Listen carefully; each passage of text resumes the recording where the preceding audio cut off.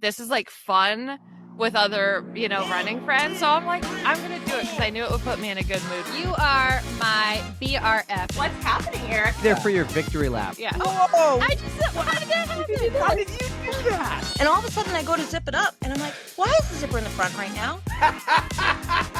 0 out of 10 on the recommendation scale.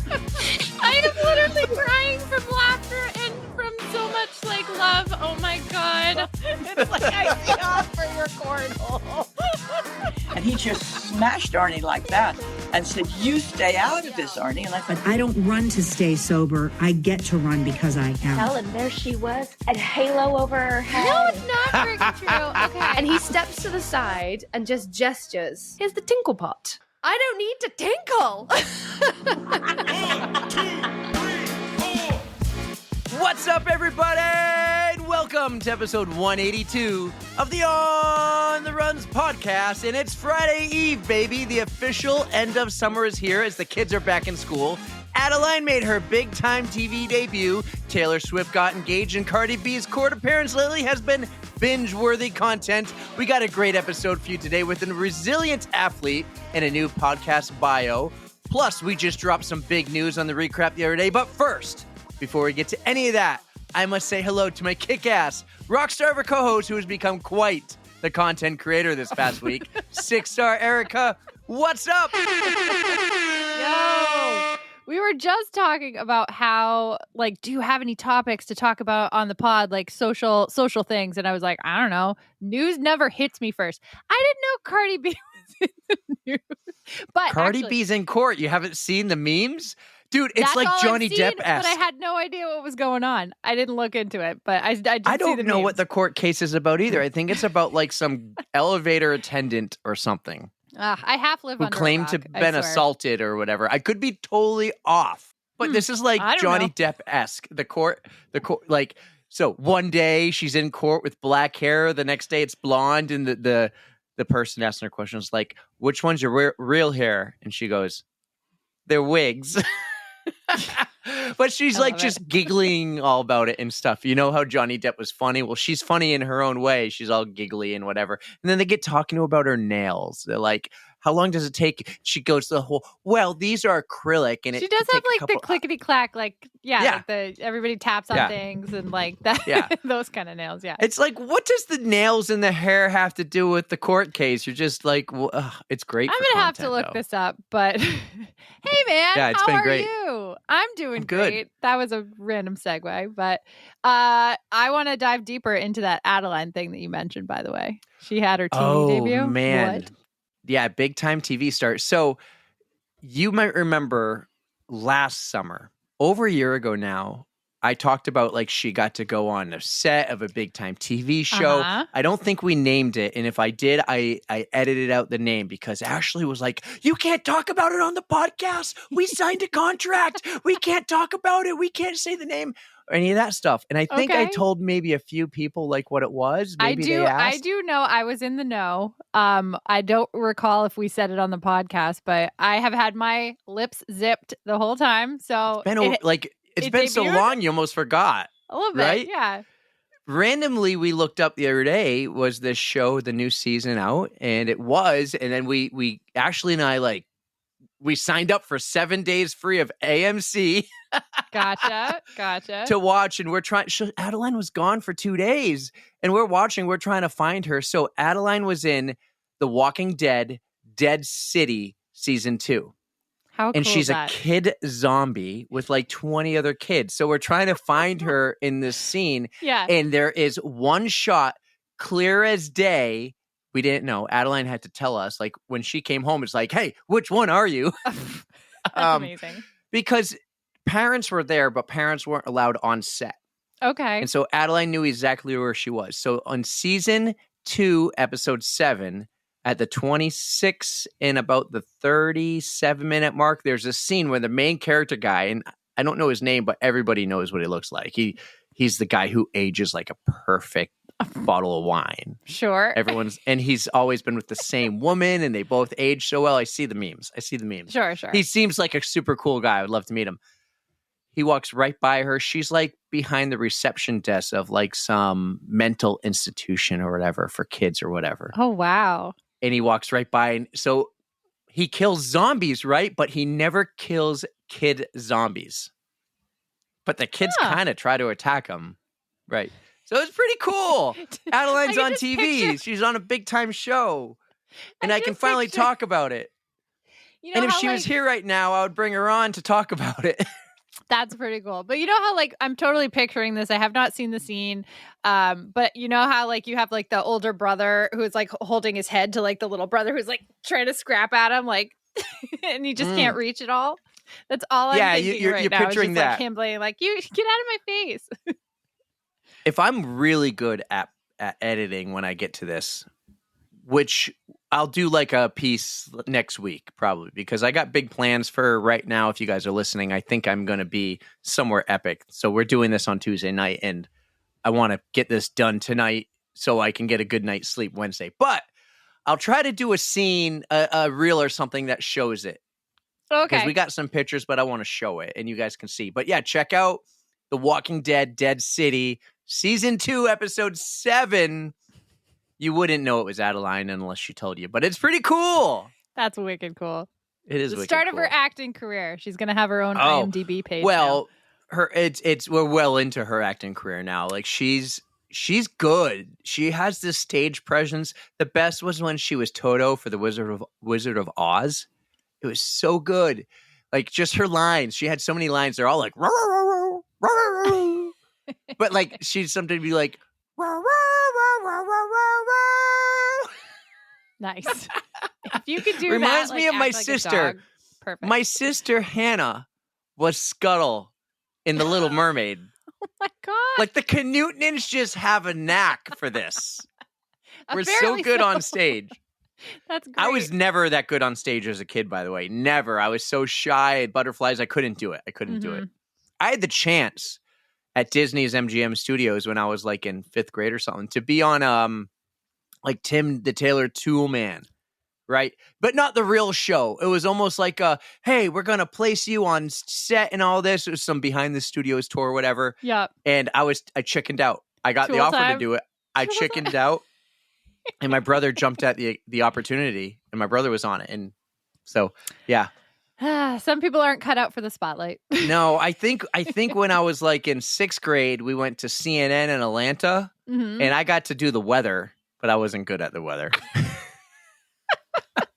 And over here, it was actually a really cool tour. We did like some behind the scenes tour, and you got to see what it was like. And God, 6th grade would have been, oh my God, 97 maybe.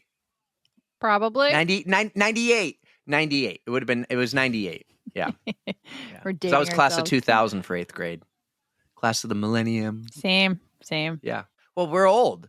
Who's old? We're old. Shut up. We're old. Manifesting my youth forever. Oh.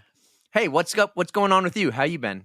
I have been great. This long weekend was really good to me. I got some good runs in. Sorry I didn't make it with you, but I guess you were running way faster than me. So, hey, well, take it. You know, I've been working hard. I know you have. I know. Yeah. All those mountains. I don't do this run walk thing you do. What run walk thing? I run and then I walk. Actually, I'm a full supporter of run walk. And I was telling somebody the other day who's like, you know, I really need to like run this whole thing. I'm like, no, you don't.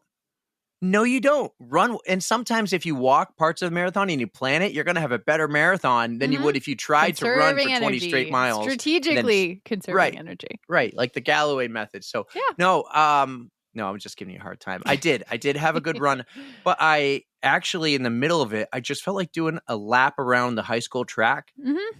And I ended up just doing 3 miles. And I was just like, let's click off 3 real quick here because on the track for some reason. You did 3 around the track?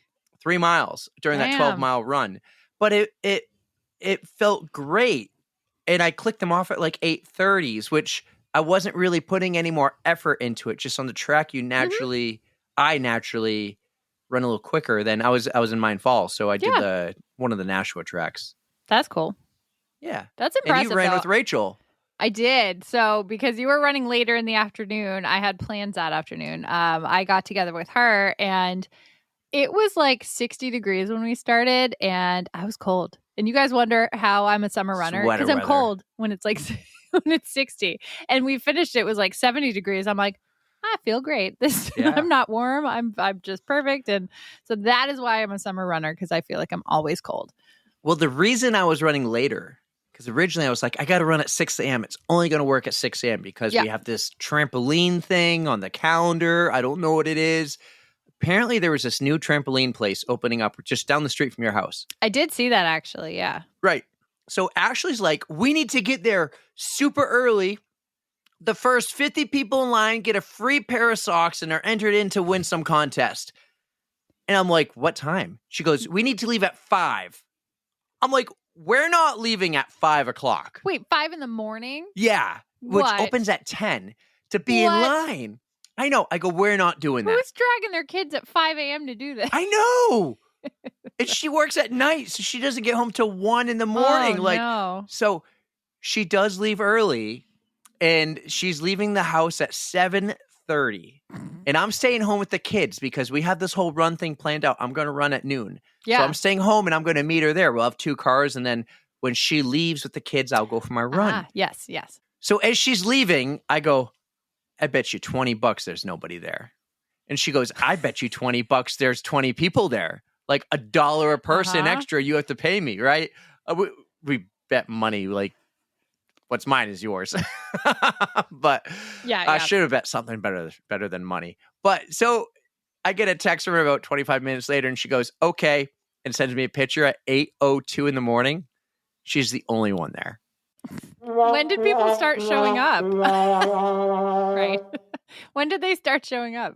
Well, when I showed up at 9:10, so about an hour, maybe an hour and 20 minutes later, there was about 20 people in line. And I was like, well, cool. Like nobody, you had to be the first 50 to get a free pair of socks. And these are like the slip socks, whatever. They don't slip.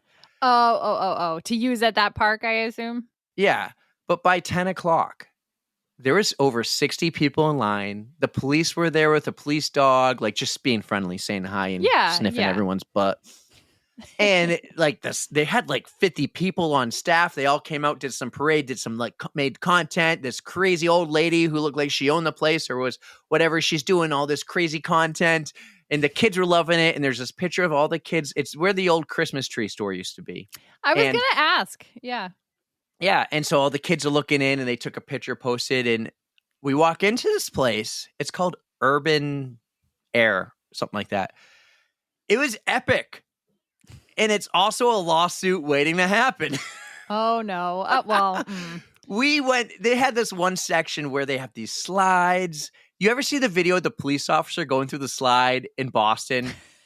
And the slide's a tube, and it's just like you hear everything, and then he comes flying out upside down at 100 miles an hour. Yes. That was this. That was absolutely this. And they give you a mat. You have to slide on a mat, and you go head first. And so the first one, Tommy and I did. Yeah. So Tommy and I do the first one, and I go, can I go with him? And the girl's like, this probably like this 8th grader or whatever. She goes, oh, yeah, you can go with him. Bad idea. All right. One, he's too small. He just made the height requirement. But so Tommy lays down and I lay down like next to him, but kind of on top of him. And as we push off the slide, it was just like a quick, like down and up. I did not look at this, well enough before. This thing was like roller coaster steep, straight down. What? And now I'm pulling myself up like push-up style. So my body weight doesn't crush Tommy.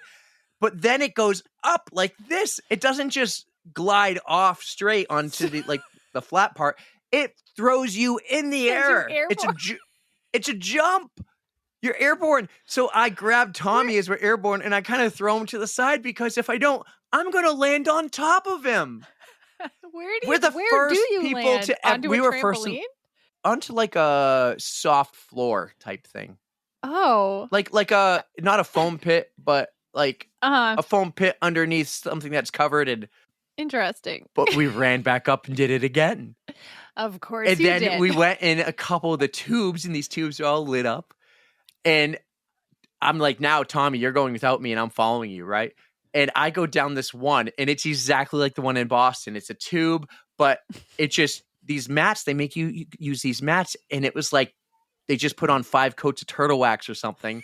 And I'm flying and I fly and it turns and I just smack the wall on my left as it turns right. And then I smack the wall and I'm like, boom, boom.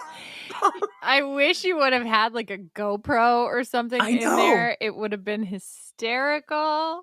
So we have like these nasty looking like rug burns essentially on our knees, on like your hip and stuff. Any part of skin that might have touched and like, oh my God, it was awful.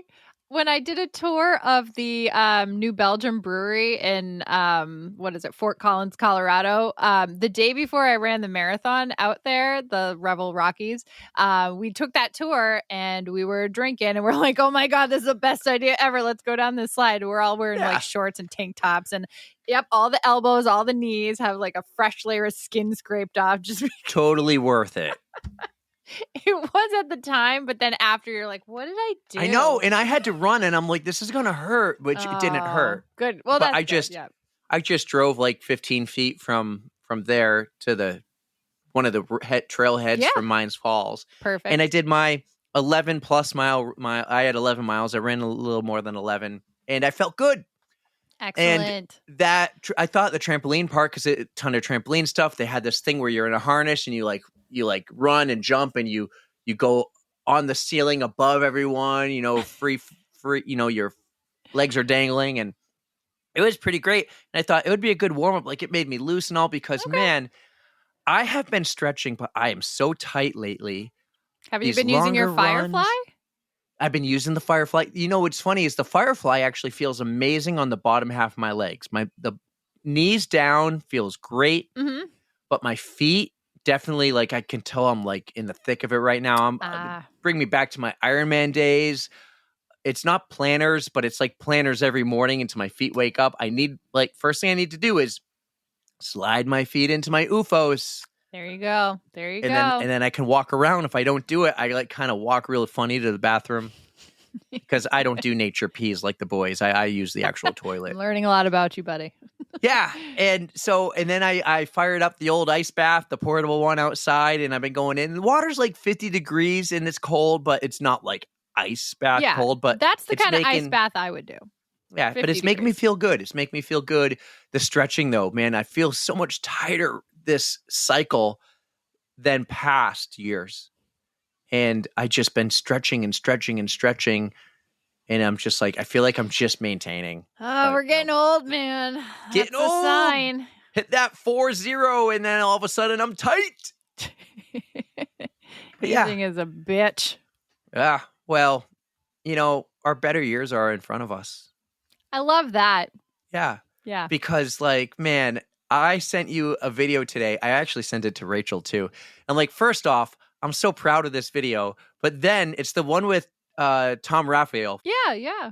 And right in the middle, Rachel's behind us, probably unaware she's on camera, dancing. And I was like, this is fun. That was so fun.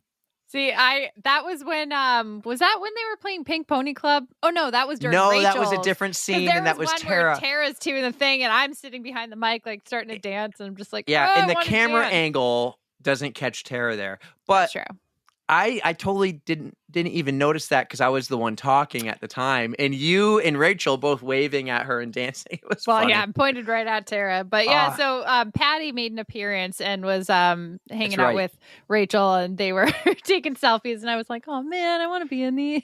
And if you don't know what we're talking about, so at the NH10 Miler when we did the live show, all those videos now individually are posted on YouTube. They're all up. Erica loves the thumbnails as well. Oh, now, some of them in the last 2 minutes cut out where you still hear the audio, but you don't see a video because as we're learning, the camera overheated multiple times. So we got to put a fan on the camera. But those came out so good. We need to work on things like maybe camera angles or make sure we're not looking at the back of our guest's head. But we'll, we got a couple more we're going to announce soon. We also made a huge announcement the other day on the recap. I don't know if you listened, but I dropped the news of our show coming up on the 18th. Oh, I'm so glad you did. I haven't made it all the way through Mo's episode yet, but I love it so far. And I think Mo is just a wonderful human. So if you haven't listened to it, go listen to Mo's episode of The Recap. But yay, I'm glad the news is out. We haven't announced the guest. Okay. Don't spill the beans. Nope. It's not out. Lips are sealed again. So we're waiting on Marathon Sports to make their content, make their art and all that. I wanted to do it, but they're like, no, we have a team that does it. So it's cool. But the 18th of September at 7 p.m., we're going to do a live show at Marathon Sports. It's going to be really awesome. It's also not going to be really long. It's going to be 40 minutes about. So there's a run club that runs at 6 o'clock, and they're going to all go running, and the store closes at 7. We're going to start at 7. But around 6:40, 6:45, there's going to be pizza. Saucony's going to be there with a shoe demo. Mm-hmm. I think UCAN's going to be there with like a demo of UCAN, which I'm going to grab some of those for my long distance runs coming up. Them, yeah. It's going to be a lot of fun. The guests are people you all know. So that's the only clue I'll give you. And it's going to be a lot of fun. I'm really looking forward to this. It's another challenge, another fun thing to see if we can do this. And maybe if it goes well, others want us to do more of these, just like how Millennium wants us to do more of these live shows, which we're going to do. And we're going to announce soon what races we'll be at and where. It's exciting. This thing has been in the works though for like 8 months, and you've been nervous, but now I don't think you are nervous anymore. Nope. And like I said, if you're not nervous, or at least if you pretend you're not nervous, I'm not going to be nervous. I'm going to flow off of your energy and I will be just fine. And plus, our guests are so wonderful that we'll just have such a great time talking to them anyways. And if that doesn't work, I'm just going to picture all y'all naked. So too bad. Wear your good underwear. I don't know. That's probably so bad. Wear your race day underwear, the Michaela's Shrimp Shop. Yeah. Remember that? Yeah. Yes. Long run underwear. Perfect. Well, hey, couple other things before I get to our guests. And this is a long intro, it's fine. But I want to cover something. Sure. My New York City fundraising is over. Oh my God. So how'd you do? What's the verdict, I guess? Let's call it 50-50. I raised 50% of what I had to raise, and I put in the other 50, and I did it my way. I know a lot of people said you should do a 50-50. You should do, and I could have done all these things, squares and all that. I didn't want to overflood everybody. I think over the weekend I made 2 posts. Maybe in the past month I made 4. And you guys know when you listen on the pod, you know how to do it. And I want to thank everyone who's donated. I had a list written down, and I'm going to have to go back and find it later. But I'm super excited because you know what? I'm fine with this. I'm fine spending half of it my own to run the New York City Marathon because it wasn't $10,000 like Boston. If this was Boston, I would have pulled off everything I could. But what's nice is I have 2 months now to focus on training and not have to focus on, I need another $25 here and another $50 there. And I'm going to do squares here. And it just takes up time and energy to do all that. And kudos to all you who do it, but it's not for me. And I'm so happy that I did it my way. Good. I'm glad. As Limp Bizkit would say. Exactly. But I'm glad that it worked out. You are just going to be hyper focused on the rest of the training. And I mean, pretty soon you're going to be like in Taper Town. So just embrace what you have left. Enjoy it. You have something awesome to look forward to. I got a couple long runs coming up. Hannah's going to be in town for a long run. No way. On the 13th, maybe around that weekend. Not this weekend, but the next one, I think. Yeah, I don't know what you're doing on that Friday. We're planning on doing it on Friday. That's Reach the Beach. You don't have to do Reach the Beach every year. Yes, I do. I am Ultra Team. Yes. Yeah. Who's on your team? I got Jay Parent. I got E2, Eric Salovich, Sheila Wilson. We have Sheila's on your team? Sheila's on our team. Yes, of course, no way. Yes. Myself, and then we have a new penguin. Her name is Hester Rock. So Hester's gonna be penguining it up with us. That's awesome. That's all right, cool. Yeah, cool. That sounds awesome. That sounds awesome. Well, I'm sorry to miss Sheila's. Hannah, but Sheila's so cool. I am so pumped. So during the after party of the Millennium, the Auto Fair 10 miler, she came up. She's like, "Are you still looking for people?" And my eyes lit up. I was like, That's when it happened? I asked her last year and she already had a team. And then this year, just it didn't work out. So she asked me and I was like, "Oh my God, you're my saving grace." And like we were down a person and we were getting a little nervous because ultra teams are not for everyone. Right.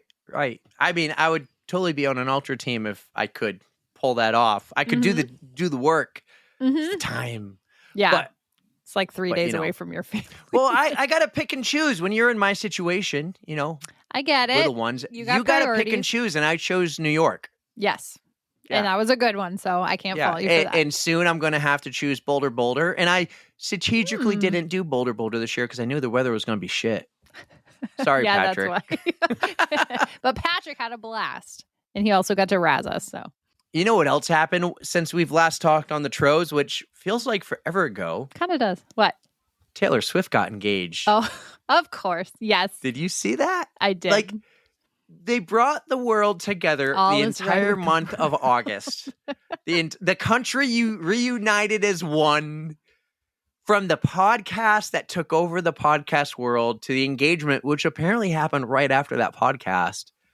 It was pretty incredible. I'm not even a Swiftie, but like, this is like they're gonna shut down the world when they actually get married. It's gonna be like the royal wedding, except that's what bigger. I was trying to think. I was going to say when the Queen, but it wasn't the Queen. It was the royal wedding. Yeah, that's what it's going to be bigger. Like, are they going? What do you think?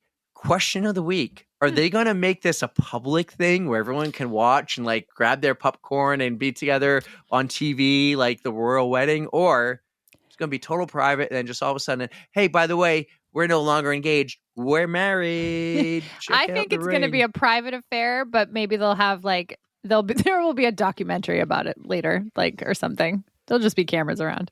There'll be something cool. You know what else is cool is like, I don't watch football. I'm not into football like everybody else. Maybe I was into the Patriots during the Brady days and the Bledsoe days. And I love going to the games and the tailgating. I love it. When Jay calls me and says, well, you want to come because his girlfriend or his fiance now can't go. I love it. But I can't tell you the last time I watched a football game outside of the Super Bowl.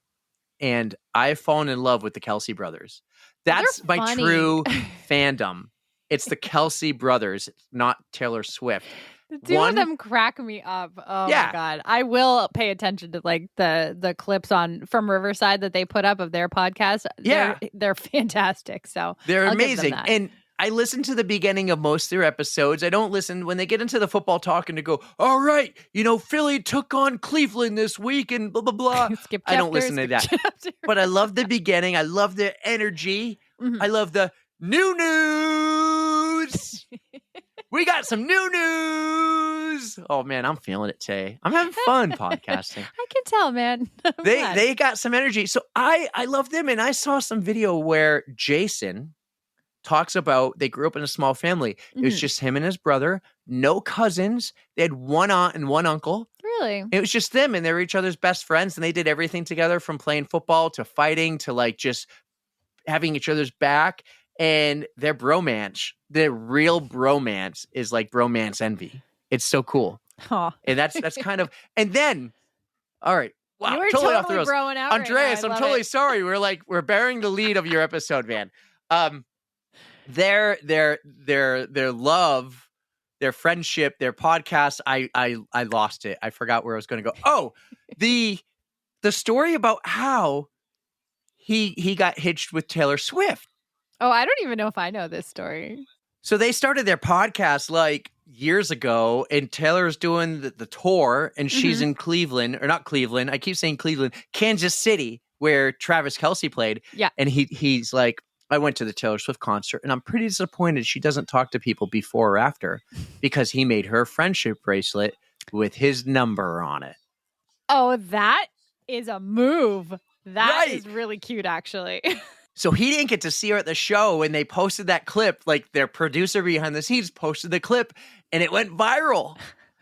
And Taylor's team saw it, and she now says like, "Well, wait a second. Did you even try? Did you call? Did you think you could just walk in there? like, because it's your home football stadium. You're like, oh, hey, Taylor just wanted to say hi. I'm Travis Kelce. You know, he had this huge crush on her. And she goes, this podcast got me a boyfriend. Wow. It's so cool. I didn't know that podcast has been around for that long. Yeah, but I've been so into it. When I get like into something, I get obsessed. Like the Titanic, I got obsessed. How excited you are right now. It's really funny. I want an invite to the wedding. Oh, good luck with that. I want an invite. I'm not even going to be like asked to be the +1 because I know I don't deserve to be there. Get you a real Swiftie. Oh, I know exactly who I'm going to take if that happens. Carolina, we're going to the Swift wedding. I would pick nobody else. Maybe I would invite Tom and Diana from Will Run For too. If I could get an extra, could I get an extra? I don't know. I'm not pushing it now, asking for more invites to the table. How about you get one first? Yeah, and go from there. Yeah. I'm not even a Swiftie. I'm a Kelce. Hey, maybe you need more people on his side. So maybe that's okay. I'm totally on his side. Like they're so good. They're entertainers. They're awesome. They oh my God. Talk about a bromance here. We got a lot more to talk about. Like a lot of people just ran the Sydney Marathon, your content creation, like new description and podcast bio. I want to talk about that too, because that took some work, but we should get to our guest, because not only has he been waiting a long time since we hit the record button here, now over 30 minutes, he's been waiting a long time to hear his episode, because we recorded with him back in June before he took our huge break. Yeah. And when we like banked a ton of episodes and we just haven't found the right time to drop it yet. But now is the right time to drop it, because we have some new news and a new, I don't know. We got the resilient athlete on the On the Runs podcast. Erica, tell us about him. I feel like he's making me say his name because he's not going to be able to pronounce it right.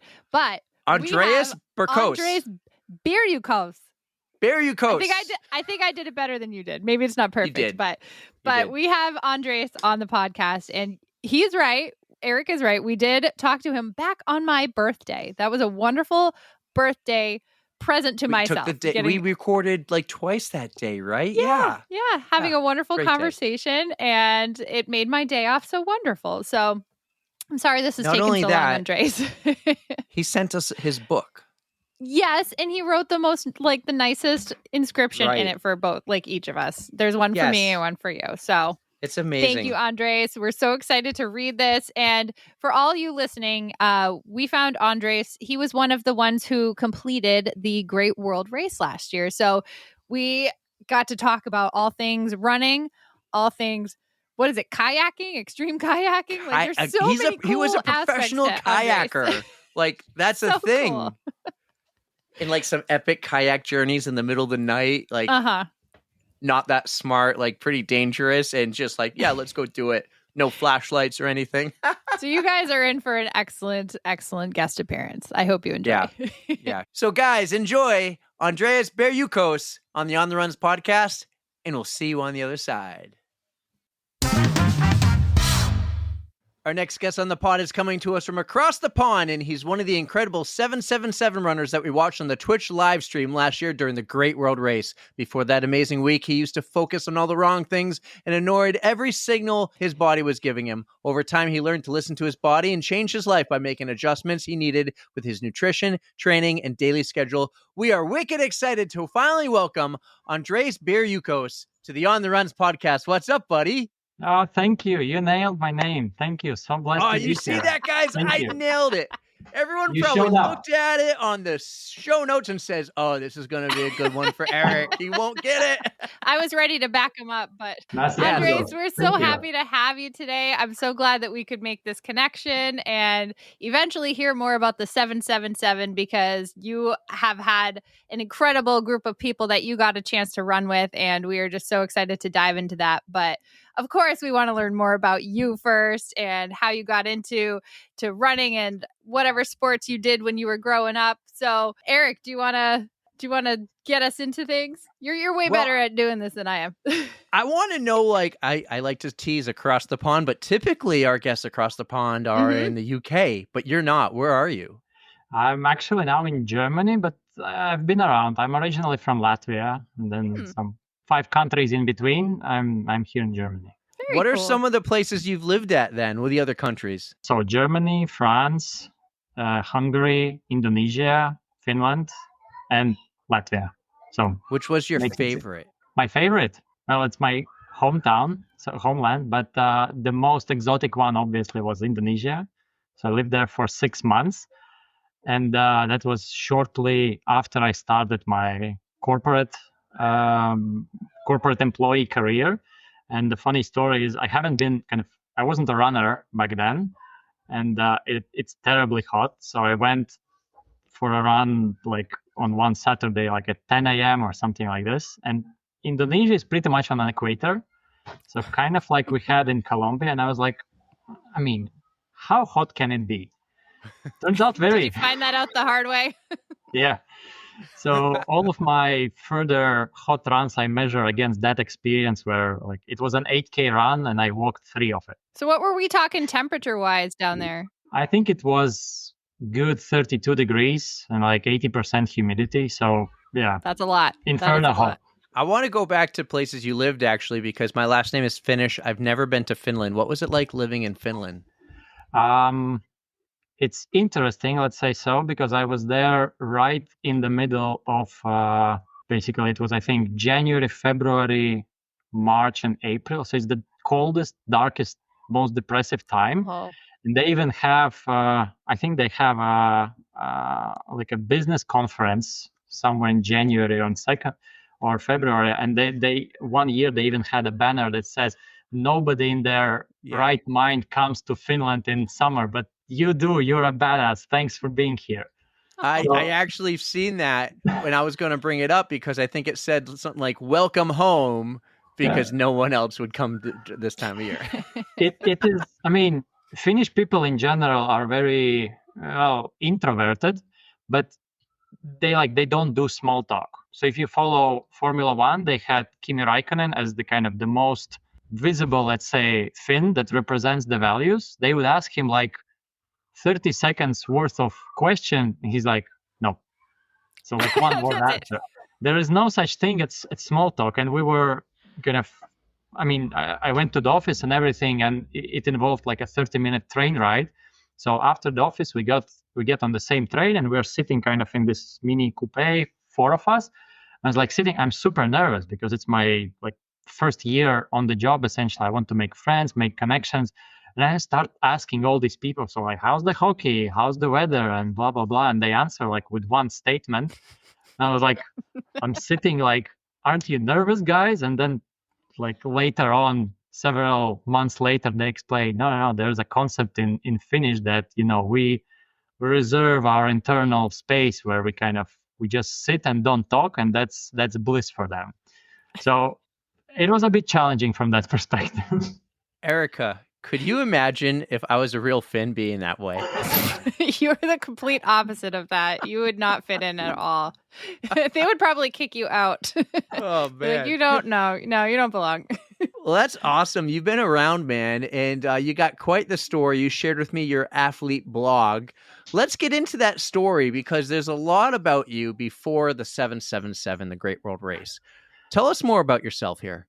So I guess the blog and all of that starts, I don't know, way, way back then. And I don't want to go like many, many years ago, but kind of in 1-minute summary, probably.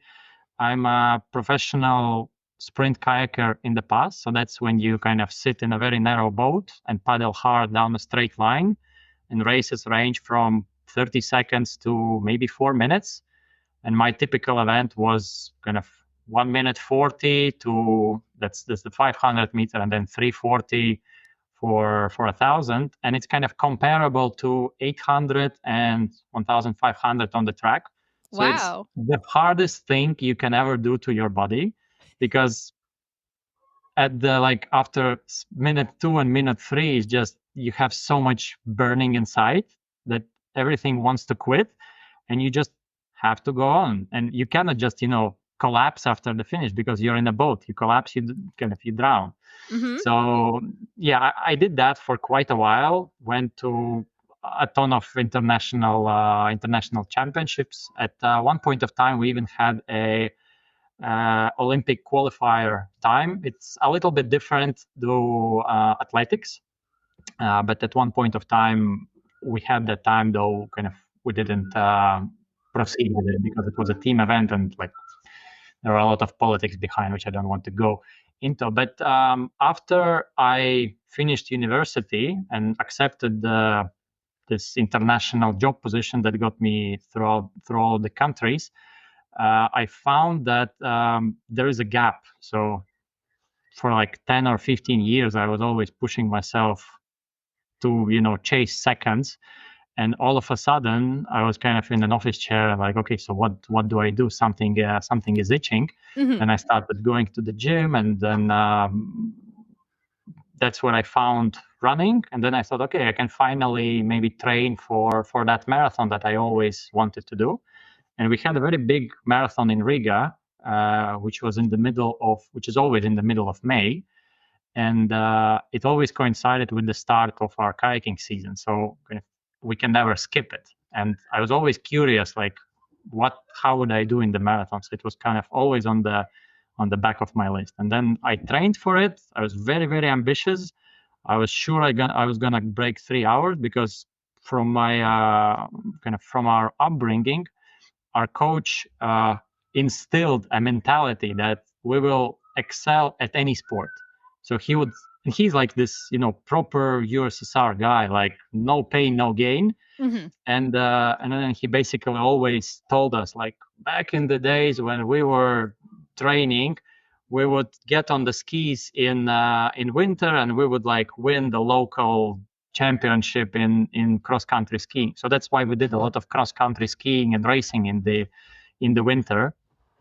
And we had this mentality that whatever sport you do, you have such background of like intensity, discipline, grit, and clenching teeth and just going forward that you will excel anywhere.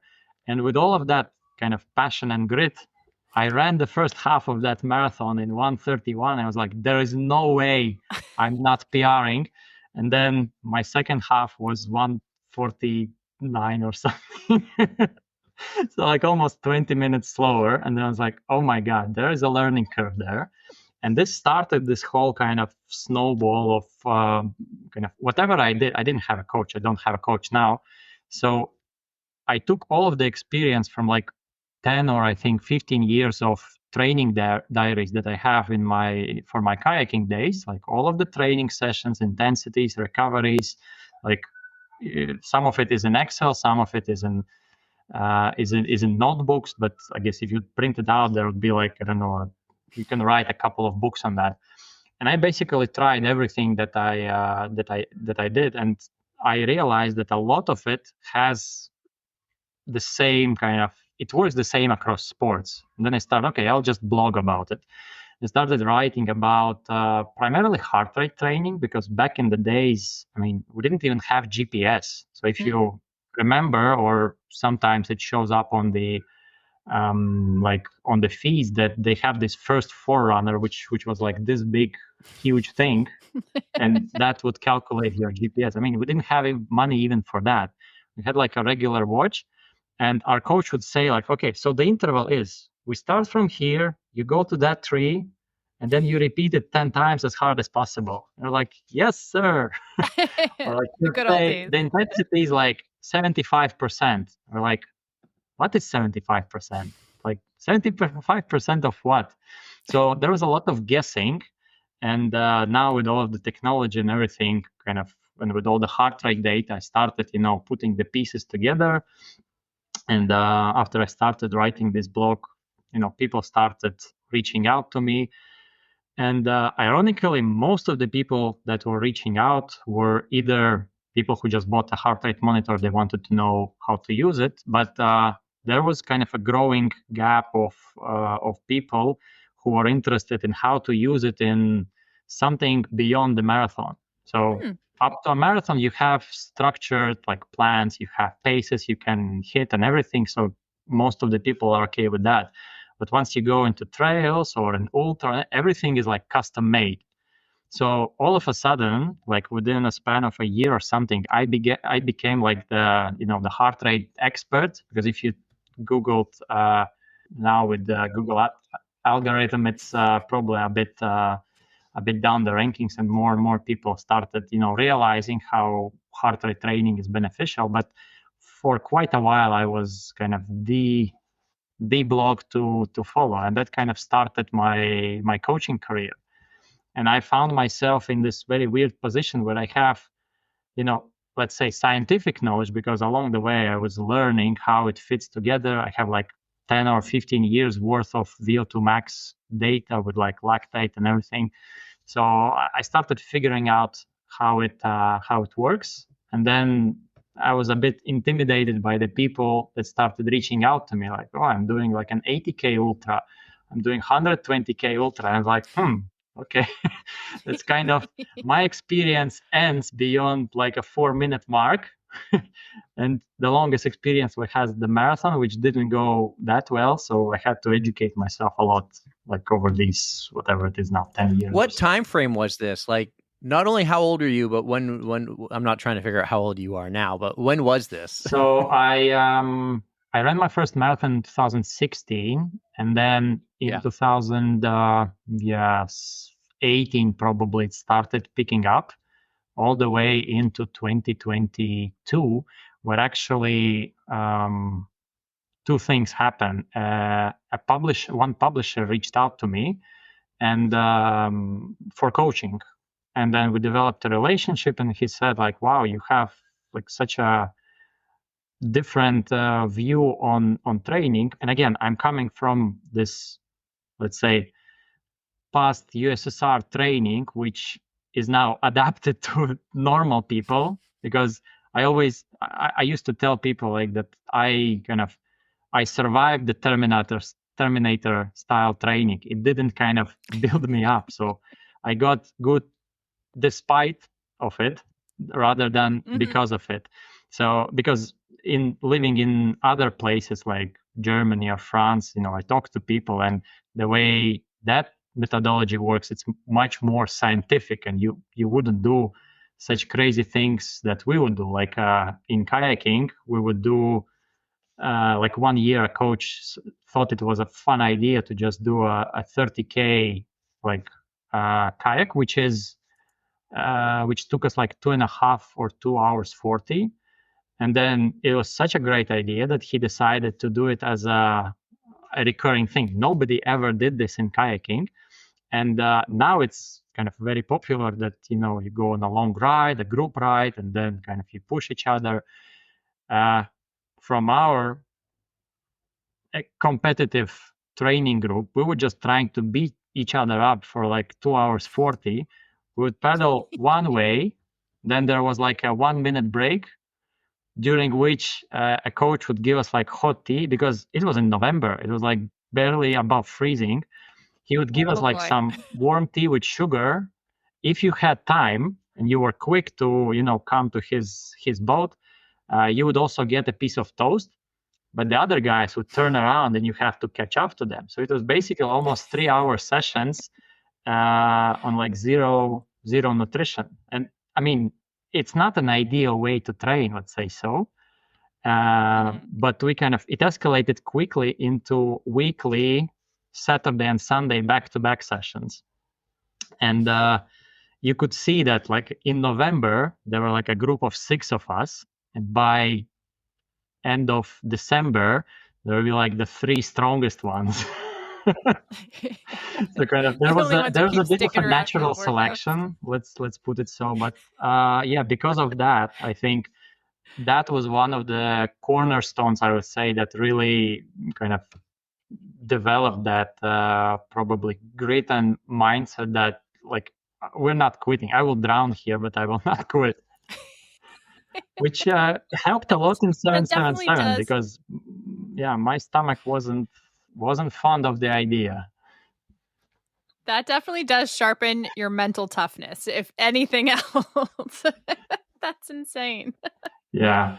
Oh my I don't advise it. So I mean, it's so if you've ever been on like a group ride, and Eric, I know you did Ironman training. So if you've ever been on a group ride when there was like this crazy guy pushing the pace, and you're always a bit kind of feeling like you're catching up and sweating and huffing and puffing, that was the reality of it.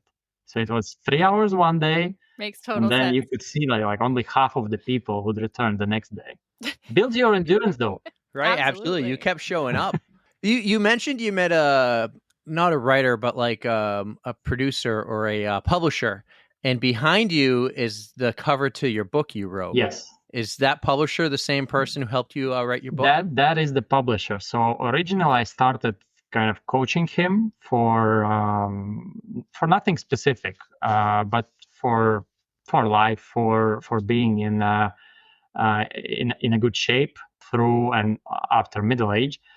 And like a couple of months in, he says, you have this very different approach to kind of a regular run or other training, because I also focus a lot on mobility, on reversing injuries instead of doing the surgical route. He said, do you want to write a book? I was like, yes, of course. Why didn't you mention that earlier? And I was thinking, like, what would I write the book on? I mean, there are so many books on like, how to run. And by that point of time, I was definitely not qualified to, write a book on how to be, a good runner. I mean, I could write a book on how to be like a world-class kayaker, but not on running. And then I kind of circled back a few pages and realized that what I'm good at is actually starting from scratch, because there has been so many moments in my career where there was some sort of setback. Like everything was going great, and then I don't know, there was an injury, or there was some illness. Like there was a point of time where I trained for a European Championship, and I got 2 tonsillitis in a row with 2 months to go, no. which like erased completely the entire form. And with long distance stuff, your aerobic base and your endurance, it kind of sticks with you for like at least a month or so. But when you do that kind of VO2 max specific work, so very, very high intensity, like zone 5 or zone 6 on a 6-zone model, it kind of, our coach used to say, if you skip 1 week, you need to build, like, you need 2 weeks to just get back to where you are. And if you skip 2 weeks, you have to start from the beginning. So that's kind of the, And there was so many points like this. And also starting with running, like I had to not abandon, but kind of close my professional kayaking career, because I thought, I'm already a bit on the older end. And but now there are people in their 35 who are still doing that. So that was a bit before. Yeah. And then I said, I mean, I can write a book on what it means to start anew and how kind of you can keep that motivation, lifestyle, health, performance, and all of it going, even though you need to start something completely new, or you get a setback, or, when I had 2 kids, that is a totally different experience. But again, my model or the approach that I'm using kind of held up. So, and it held up with all of the people I coached, like busy individuals or students or parents or CEOs or kind of multinational company leaders. And I mean, I'm in that position as well. And then kind of we started kind of bumping ideas to one from another, and then we came up with this concept of a resilient athlete. And that can be someone in his 20s, that can be someone in his 70s. There are tons of examples in the book. There are like all the blueprints and strategies, how you can develop that, from the mindset piece to lifestyle to training. Training is actually the shortest part of the book, because when you have the mindset and the lifestyle, training kind of is the easiest part.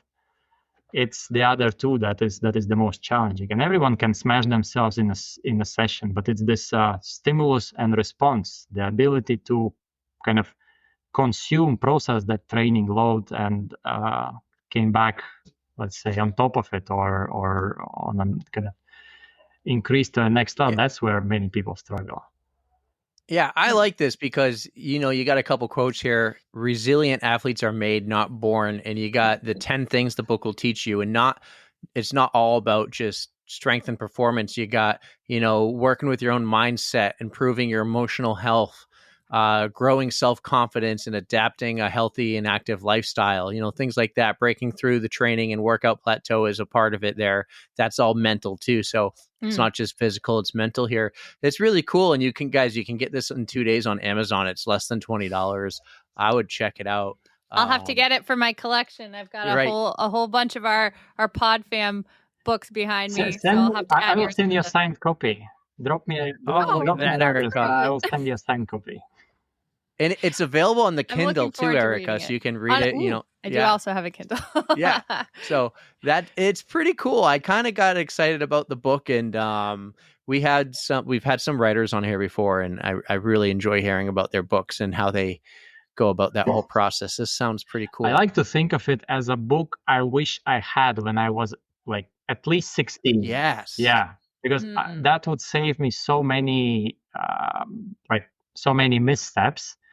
So yeah, I hope other people will not make my mistake, because I think I made a career out of making like very weird mistakes, starting from nutrition and questionable choices. Actually, the book starts with a very funny story that it's actually the story of my first ultra, which is not kind of the ultra you would think of as running.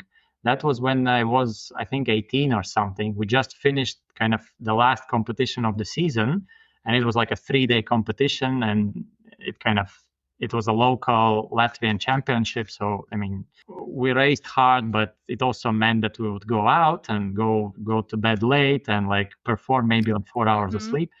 But then one of our kind of team members, like a month ago, decided to enter all like 4 of us into a overnight kayak marathon, which is like you have a river that is 100K, which is like 60 miles long.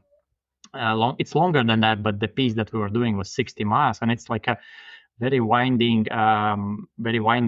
river with like plenty of mini rapids and a lot of like boulders and everything. And he decided it'll be very fun if we take those old kayaks. So kind of to give people a bit of perspective, sprint kayaking is when you sit in a very, very narrow boat, kind of like rowing. It's just kind of a different configuration, and you actually, paddle the right way, not backwards, but you see where you're paddling, so that helps. And we decided to take like a few of old ones, which like we use to train kids or anything. They are a bit more stable, but they are far cry from a sea kayak, which is like, when you paddle in the sea, you can sit, you recline, like nobody will fall over. But an untrained person who sits in a race kayak would fall over in like half a second. There's like, I can bet $1,000 that nobody would last more than 2 seconds in a racing kayak. So we took a couple of those and like, what can go wrong? They're old. If we, fall over, we can climb back in. And it was just like, being unprepared is like a massive understatement. Our fueling choice was like 2 liters of water with dissolved vitamin C tablet, because you need vitamins. Like, forget electrolytes, forget gels and everything. We had 4 bananas and maybe 2 or 3, these muesli bars. So that's it. And you have to be in a team of 2. And we only had 2 single boats and 1 double. So I was in the double boat. And we start at 10 p.m. and it's already kind of getting dark in Latvia in summer. And yeah, it just, is very weird from there. Starting from the fact that you need to do it with a head torch. But what happens when you point a working head torch on the dark water is that nothing happens. You still don't see anything. The only thing that you see is maybe approaching rapid, and you hear it earlier than you see it. And then you see the boulders that all of a sudden kind of come up and you need to steer. So it was just, we were smashed so much. And at one point of time, kind of, we went out the boat and kind of to pee. And I was so hypothermic that kind of I could barely pee, and I couldn't get myself back into the boat. I was just shaking like this. And then at one point, I mean, we fell over a few times, and like with, I don't know, maybe 30K, which is like a third of the race is left through the most challenging part, we lost one of the oars. So we were like with one oar, and then we just exited at this campfire, like sitting like this. It was, I don't know, 5 a.m. So it was already bright, and we were actually leading for like 2/3 of the race. And then like the next team in 1.5 hours, they caught up with us. They gave us their spare oar. It was a complete disaster. But that's definitely a loaded question when you have to say, what's the worst that could happen? What is it? Murphy's Law? What can go wrong will go wrong? Oh yeah, everything went wrong. Everything went wrong. Definitely a learning experience, though. Yeah. I just think it's pretty cool that you were a professional kayaker. Absolutely amazing. And you said that 60-something mile race was at night. Yeah. So you're going through these rapids and these boulders and stuff at night. Yeah. That's so cool. So, I would do the Saco River in Maine, and there'd be about 100-foot rapid section. Okay, so they were maybe not that rapid. Awesome. Yeah, maybe not that kind of rapids, which are, very dangerous. White water. There is a little bit of white water, but it's not like, if you fall over, you get sucked and, you can get into a stumble. I mean, in most of the cases, you could stand up and it would have been like chest deep. So it's not that big of an issue. But the fact that we were like a bunch of overconfident 18-year-olds who are very fit and very stupid to do it, because it's an overnight race. We were sleeping maybe a total of like, I don't know, a couple of hours in the previous days. It was after a major competition. It was on a dark night, so there was moonless sky. You could see nothing. And I will not even start on nutrition. So it was kind of my first, when we were sitting at the campfire, and one of the requirements is that you have a phone in a Ziploc bag so that at any point of time you can call help.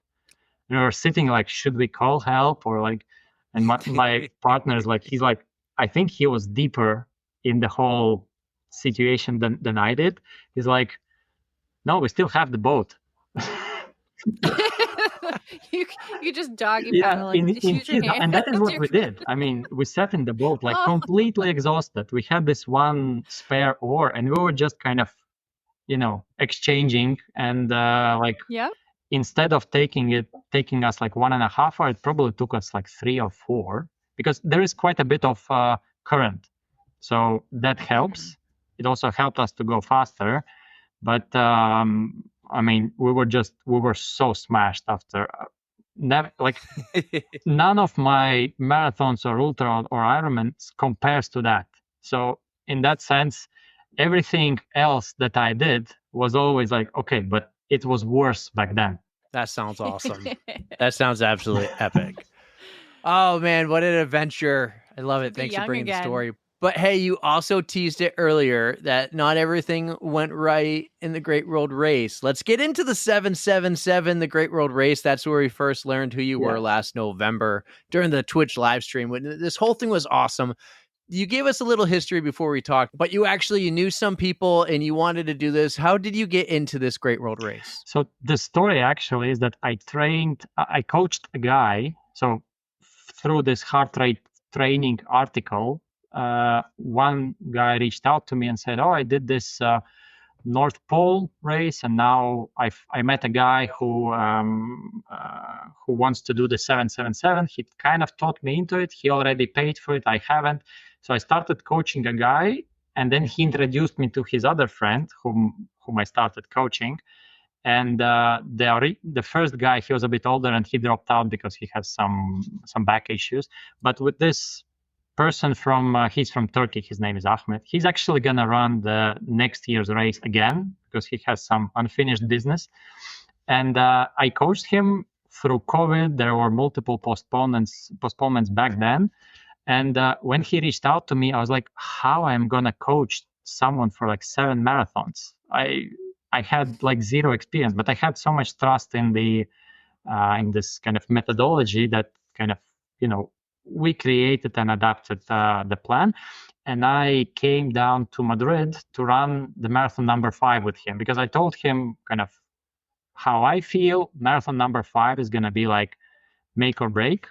So up until that, 4 marathons, even if you push yourself too much, there's still enough glycogen and kind of enough to replenish the energy. And then after number 5, if you haven't paced well, then it's going to be mental and physical challenge, which it actually was. And back then they had a major issue with paperwork. So after completing Antarctica and Cape Town marathon, they couldn't fly out for I think 1 or 2 days, which meant that the remaining 5 marathons had to be done over 3 days. And it was just everything was very rushed. And because the guy I was coaching, his brother worked in the Ministry of Foreign Affairs. He somehow helped to solve the crisis. I don't know, overnight they called, like one embassy called another. Somehow it was solved. And then while I was almost on my way to Madrid, my guy Ahmed calls me and says, there are some developments. Because I kind of helped solve the crisis, the organizer said, hey, we know your coach is coming. If he wants, he can, fly with us to Miami. I was like, wow. I called my wife. She said, by all means, opportunity of a lifetime, go nuts. So I ran marathon number 5 with him and marathon number 6 with him. And there I met David Kelly, who was the team doctor back then. And then the next year, they basically reached out to me and said, hey, we remembered you, and do you want to run this race this year yourself? And I brought this up to my wife, and she was like, are you like, do it. Because I was like, I mean, you can buy a car with this money. And she's like, do it. Yeah. A nice car. You're not gonna, you're not gonna do it when if you don't do it now, you're probably not gonna do it when you're like 40, 50, 60.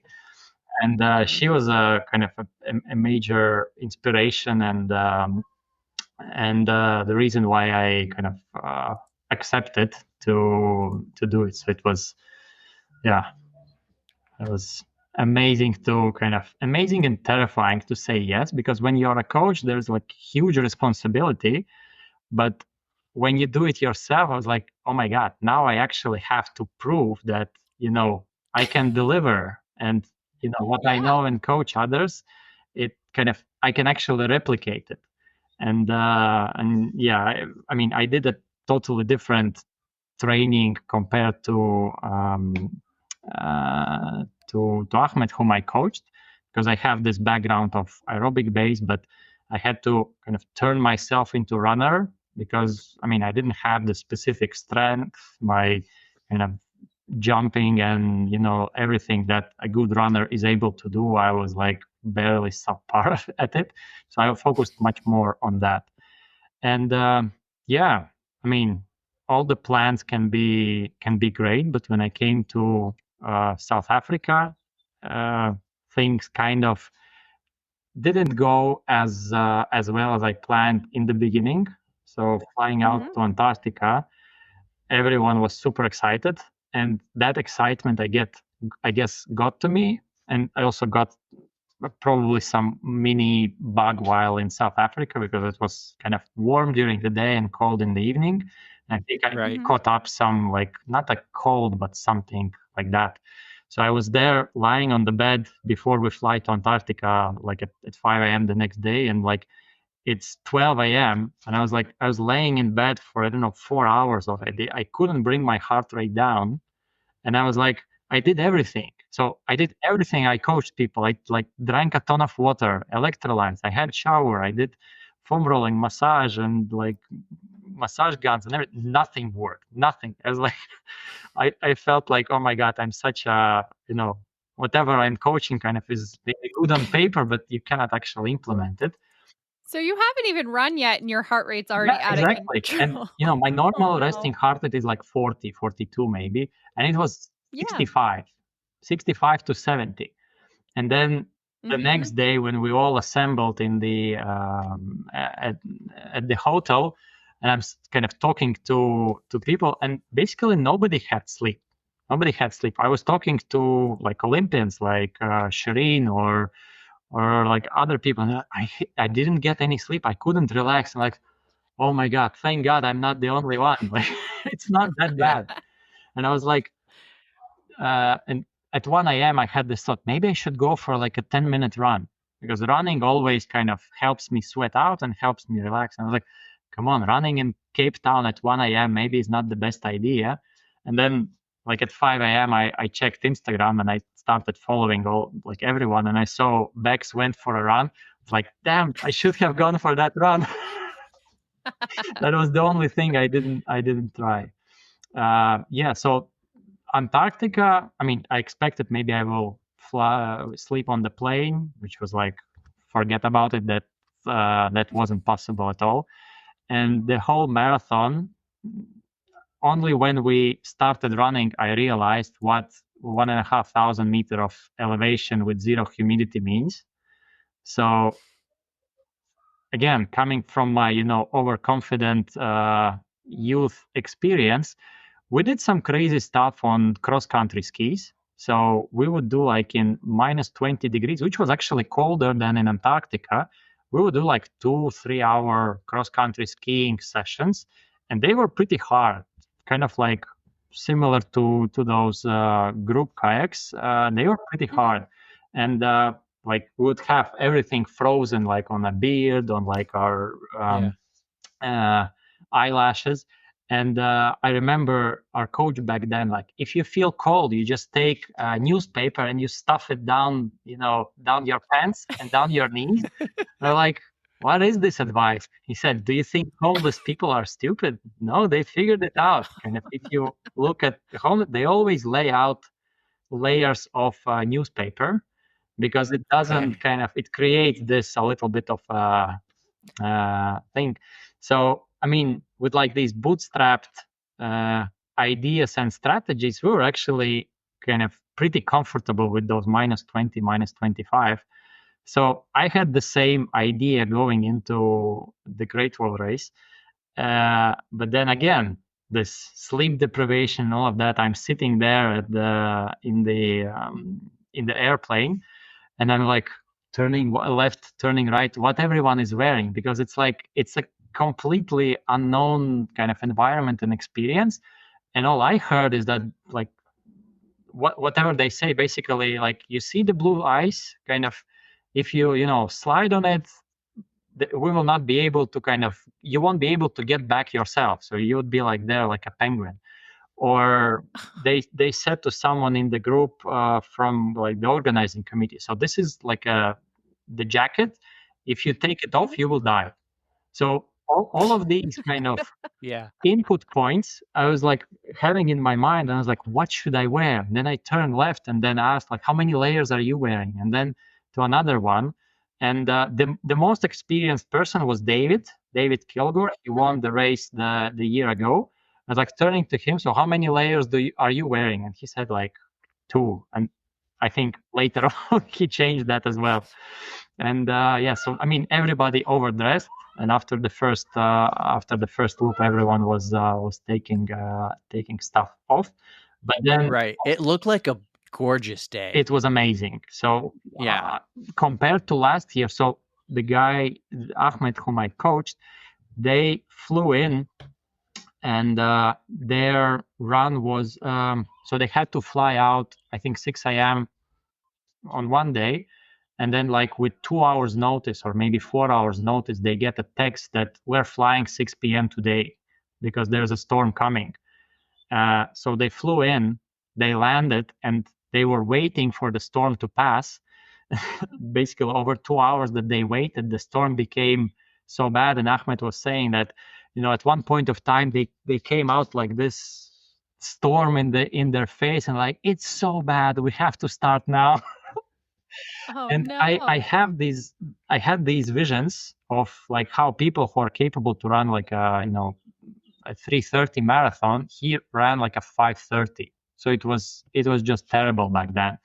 And we on the perfect day, and the snow, except for like 2 miles around the start and finish line, the snow was like running on a tarmac. So I didn't even pack my trail shoes because they were told that it will be groomed, and kind of I believed them. But I think nobody got Antarctica right. I mean, David and William, who ran like 2:45 and 2:35 respectively, I think they did. But the rest of the field, so if you've seen how biathlon competitions are working when they skiing and then they need to shoot. And depending on how you shoot, you either get like an extra minute or you get a lap or anything. So up until the end, you don't know who is where. So even though the lap was 10K, I also didn't know who is in front of me, who is at the back, because the same people were passing me twice or three times, especially the ladies. Like, what is happening? Like, how slow am I going? And it turns out that there were like, for people, 3, 4, maybe even 5 bathroom stops. And in my case, I haven't been like at all to the bathroom. So the one time I've been to the restroom was on the plane before disembarking. And then while running, several people told me, hey, like, I asked them, so just for myself, if I ever need it, because it's a long loop, where is the toilet? They say, there's like a wooden structure next to the finish line. And I'm running, where is it? I have no idea. So I had this kind of fear that I need to go to the bathroom and I don't know where it is. And luckily I didn't need to. And the only time I went and actually found that mysterious, magical wooden structure was like 20 minutes before departure. So entire 8 hours, like zero. And I was drinking, I don't know how much. I think I drank most of everyone who was there, because everyone would run to the aid station. There's like almost frozen water. So it's like this slush. You take a sip and you get a brain freeze. But at the back of my head, I knew that I had some sort of like a mini cold or bug or something. And I knew I'm getting dehydrated. So after 2 laps, it's also started to get hot. I was like stopping at every aid station, like at least for a minute or two. And I'm standing like it physically hurts. And I'm gulping like, I don't know, 300, 400 milliliters until the next aid station. And even with all of that, I never needed to go to the restroom. So, I mean, I have no idea how the body works in that extreme environment. But yeah, Antarctica beat me up pretty well. Oh, yeah. It seemed obvious that your body was just like, feed me liquids. Yeah. I need hydration. Like this, whatever was going on with you, it just stuck with it. So that's kind of good if you had no idea where the bathroom is too. That's a fear of mine, not knowing where a bathroom is and just having to be like, oh no, it's either I go over on the side or in my own pants, which is not a good, thing. I mean, I did that as well, but not too early. Yeah, and I had this genius plan that I would split my nutrition into dates, so dried dates and gels, and that way I can, separate, how much fructose, glucose you're getting to get more carbs in, which worked in training, but here in this kind of extreme environment, let alone the fact that when I took the dates to eat them, they were like rock solid because of freezing temperatures. I just couldn't stomach it. So I was relying on cola and a couple of gels that I had. So it was, Antarctica for me, even though it was a beautiful day, I enjoyed it fully. Performance-wise, it was, it beat me up, and like my confidence under Antarctica was like, what am I even doing here? How will tomorrow go? Because it looked like I was like getting sick or anything. Oh man, yeah, because in your mind you're thinking this is day one. and I got all this travel. I got 6 more of these to do, and it's gonna be really hot in some places, some bad weather. So how did that lead to the next 6 days? How did those days go? Did that like bad start like kick off a bad 6 days, or what were some of the ups and downs? Yeah, I think I started to get my nutrition kind of down on day 6, what I actually planned. And it's only because on day 6 they had Morton gels. I was like, screw these dates. I mean, with dates in Australia, like as we were landing, I realized you have to declare like food, and they don't allow like dried fruits or anything. So they're very picky on what you can import into the country. I was like, I'm coming here with like 4 pounds of dates and oats. And I was first thought like, okay, I'm not gonna, declare it. And then someone on the place said, you have to declare, otherwise it's like 10,000 euro fine. I was like, okay, take my nutrition. And then, couldn't you just leave it on the plane? No, I mean, I needed it for the that is actually but you could leave stuff on the plane, rest, right? But because we could leave our stuff there, but we had to take our whole luggage. I didn't think of that, but I mean, I thought, okay, like if it happens. And then as we disembarked, everyone picking their luggage and going like the green route, and I'm alone like a criminal going this long way out to this, red, declaring things. And there's like this lady like, what's up with you? Like, I have this like 2 kilos of dates and oats. I'm one of this crazy group who's running marathon. They're like in a double zip bag and everything. She's like, just go. So I was like, thank God. But yeah, in Cape Town, actually everything felt way smoother, because even though we didn't get too much sleep, so I think I had like 4 hours in the room. Then I went to the shower and everything, and as I was laying in bed, when you are getting the fever and then you sweat it all out, and then you wake up completely drained. So that was my experience. Like with 2 hours to go before waking up, I toss and turn, and then I realize I'm completely wet. So I go to the shower one more time, and then I lay down in bed, and my heart rate is 45. I was like, yes, now we can get to work. Something is starting to work. And I got glorious 2 hours of sleep, and then went to the start. And actually, in the morning, it wasn't that bad. So kind of during lunch, the sun was strong, but I think it was 22 or 24 degrees, quite a bit of wind. So as we started, I thought, okay, yesterday's marathon went a little bit kind of not as I expected, so I will start slow and everything. Then I'm starting slow, and like my heart rate is 130. And like, no, that's too slow. So after 2K, I started speeding up. I caught up with Alessandro and Santosh. So one is from Nepal, one is from Italy. And we kind of met each other a little bit already in Antarctica. And again, we were trying to figure out, at one point, one was in front, then another, then me in front. And it was kind of all changing. And we were running for like 4 or 5K. And we saw that this big group with the ladies, and then Jer and David, they were all running together. And we kind of started talking. And then we were like, guys, like, we can run 5 seconds faster, 5 seconds slower. That will kind of impact the overall time, maybe 1 or 2 minutes. Do we really need to race each other, or shall we work together until the point someone is, I don't know, cannot hold, or someone feels particularly strong? So we kind of, during that Cape Town marathon, we agreed to kind of work as a team. And then we were to break the kind of the whole 42K into more manageable pieces. We were actually pacing like a straight. So I think a straight was something like 3K or something, or 2K. We started with 1 or 2K, and then we decided let's pace a straight.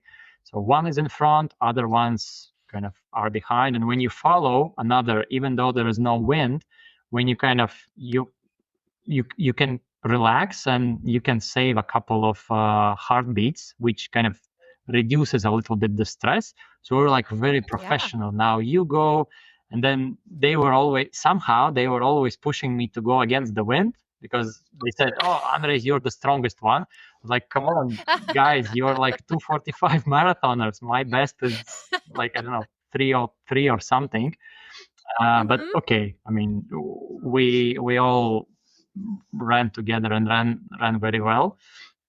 And then Santos had some stomach issues, so we finished with Alessandro together. But after 24K, I was on kind of on my nutrition strategy, and after 24K, I felt this kind of, when you have too much sweet and then your stomach starts to kind of lift up a little bit. And I know many people push beyond this and kind of stick with their nutrition strategy, and sometimes it works, but sometimes you need to, go to the restroom. And because I have this fear, I was like, okay, so nothing is going inside today. So basically after 24K, again, I couldn't, I was just drinking cola. Thank God there was cola. So I would pick up a cola at the beginning of one lap and then would drink water the second half of the lap. And that kind of work. And again, kind of bridging this to my kayaking experience, again, I had worse. So that didn't stress me out too much. And what I also did is so I did all of these VO2 max tests throughout my entire career, and I did one like 3 or 4 months before, so I knew exactly at which heart rate I have my maximum fat oxidation, and I was very, very conscious of it, that I don't go too much beyond 147. So that's the kind of the point where my fat oxidation is the highest.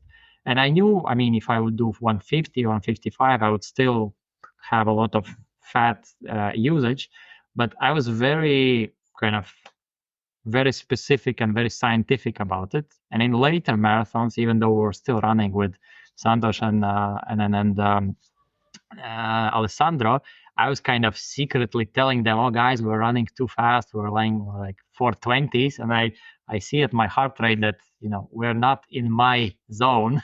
So they're like, "Oh yeah, like we should slow down."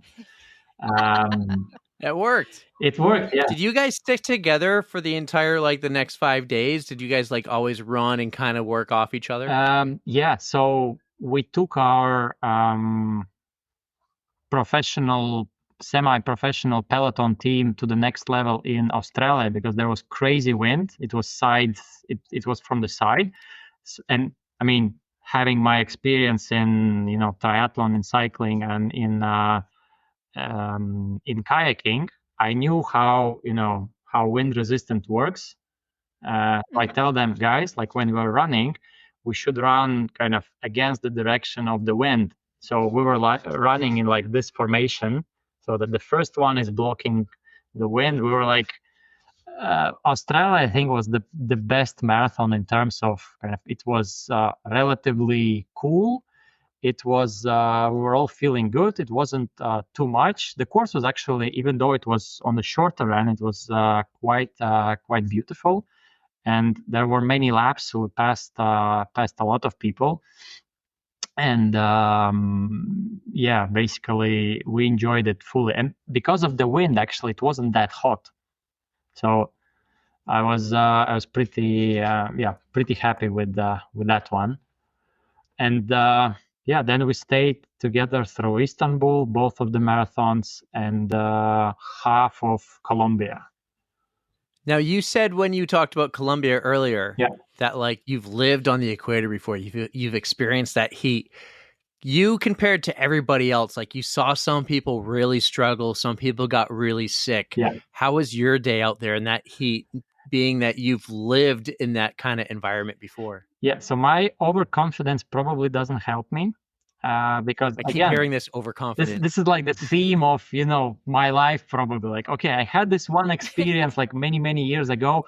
I know what I'm doing. And then we came to Colombia, and I mean, as we came there, we exit the airplane or exit the terminal, and it was like if you're in the zoo in the jungle house in winter. So you come in, your glasses fog up completely, and you want to take off your winter coat, but here you cannot take it because you barely have anything on you. And I think the idea behind was that we arrive very early and we start 5 a.m. But when we were driving along the kind of the race course, there was, I think it was like 44th international Zumba competition meetup. There were like people dancing Zumba in orange t-shirts. So we passed them, and then we went to the hotel. And then in the hotel, everyone checked in, and it's like huge group. So naturally, the start time was pushed like 2.5 hours. Instead of starting at like 6, I think we started at 9 or something. So the sun was very high. And the only experience running in that heat was me running like probably 5 miles when I was living in Indonesia. I was like, how, I mean, I trained in the hot environment before. In my kayaking days, we would do like a lot of sessions and high intensity sessions at noon in summer. So in 30 degrees. And back then in Indonesia, out of those 5 miles, I had to walk 2 because like it just completely drained me.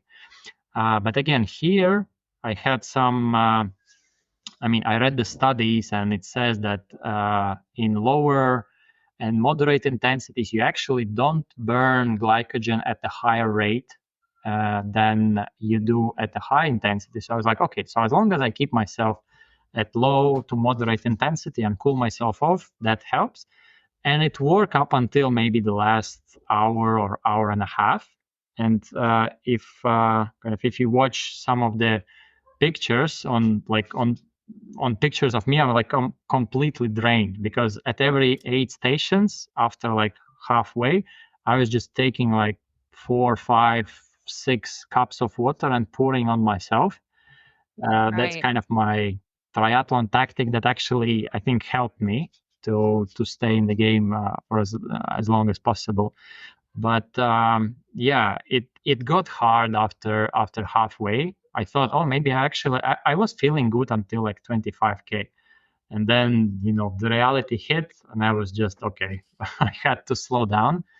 And that was also when Alessandra was actually feeling surprisingly well. And then after, I think, 20K, our trio, or we call it hype train, because we were like cheering everyone whom we were passing throughout the week. And then that is when we went our separate ways.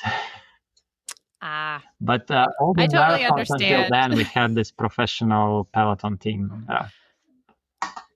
Yeah. There's always a point where somebody's like, I just can't. Right. You guys go on without me. Don't let me hold you back. Right. So, And it seemed there are other groups. As nice as it is to stay in a group, but yeah.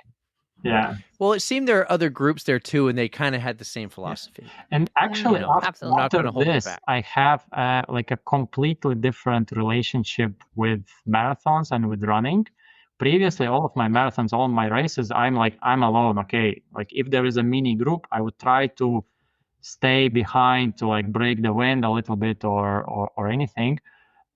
But I would never kind of chat with other. And here, like from literally marathon number 2 all the way to halfway through marathon 6, step for step, there are actually some pictures when we were like, our cadence is aligned and which leg is in front is aligned. So we're like perfect picture. So we were we were chatting, we were talking, and like it was always upbeat. We supported each other. We waited for each other, because kind of every time we pass an 8 station, someone would be a bit faster, grab some water. Others needed like electrolytes. I needed some magnesium shots and everything. And like always, we would slow down by quite a bit, and then it would speed up again.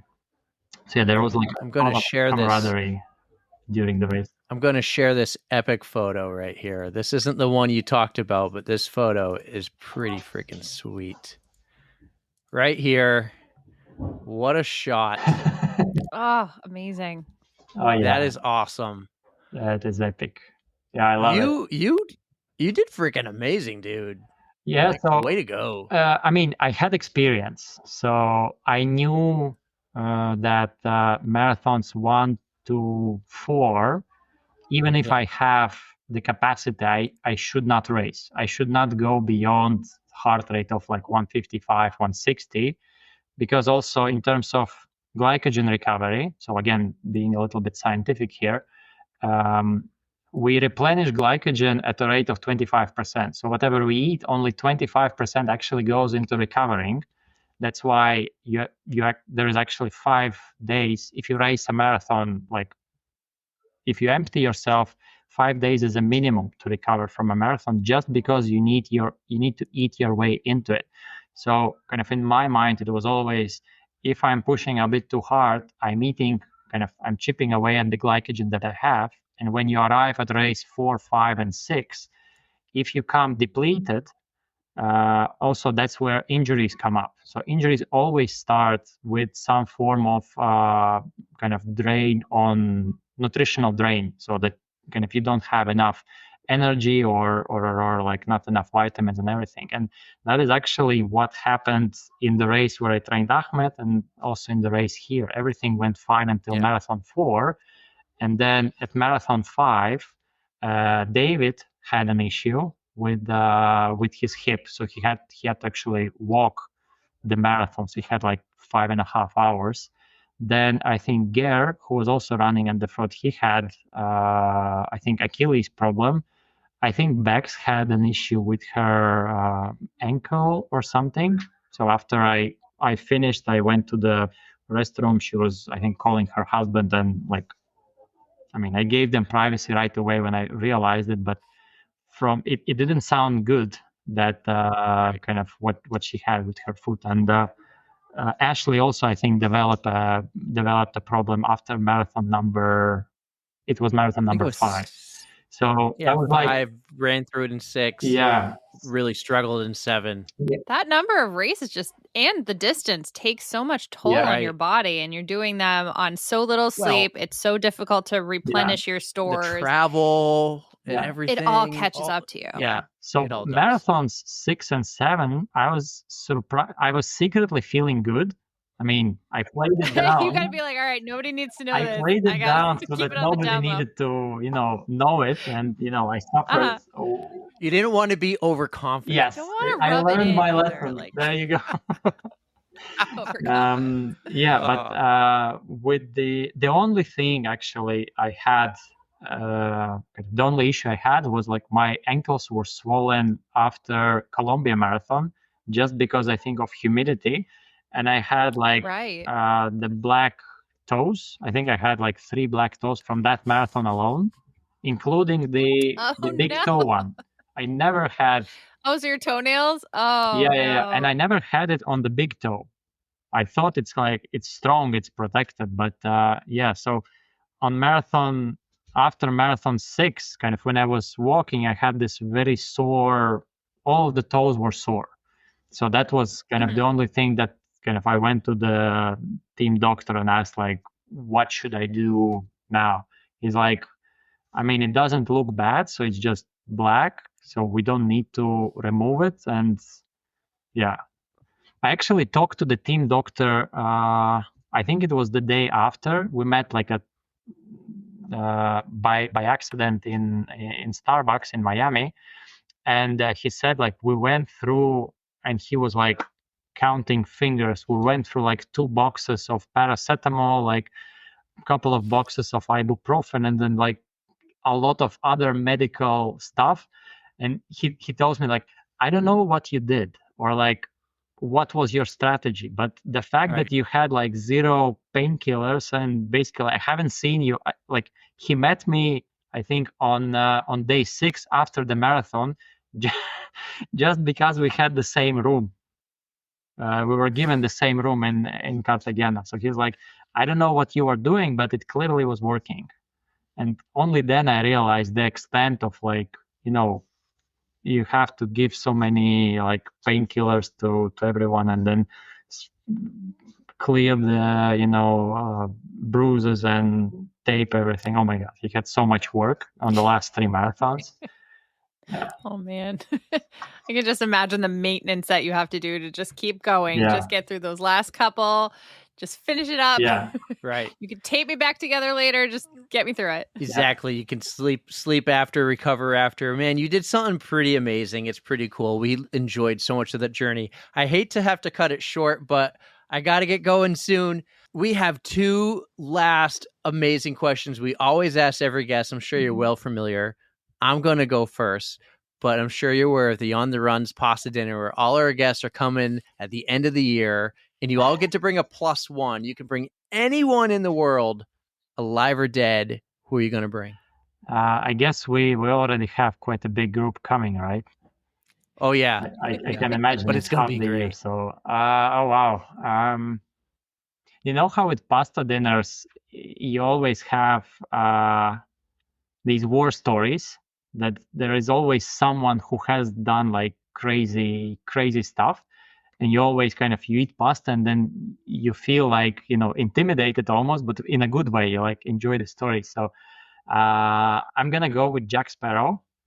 Because if you bring him anywhere, he has, I bet, a ton of stories. And the way, he's not neither alive nor dead. He's an imaginary guy. But God, I know, but I would definitely come with him. He would obliterate everyone with stories. Oh my God, that's a great pick. If we ever get this painted on a photo or something, or drawn cartoon character, it's going to be amazing with Jack Sparrow. I want to be at that table. I'm impressed.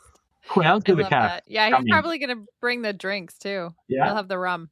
Yeah, he's the kind of guy who has the stories, but is not going to run for time or perform. Probably he's going to be, run a 5K and then get everyone wasted, the day or two before.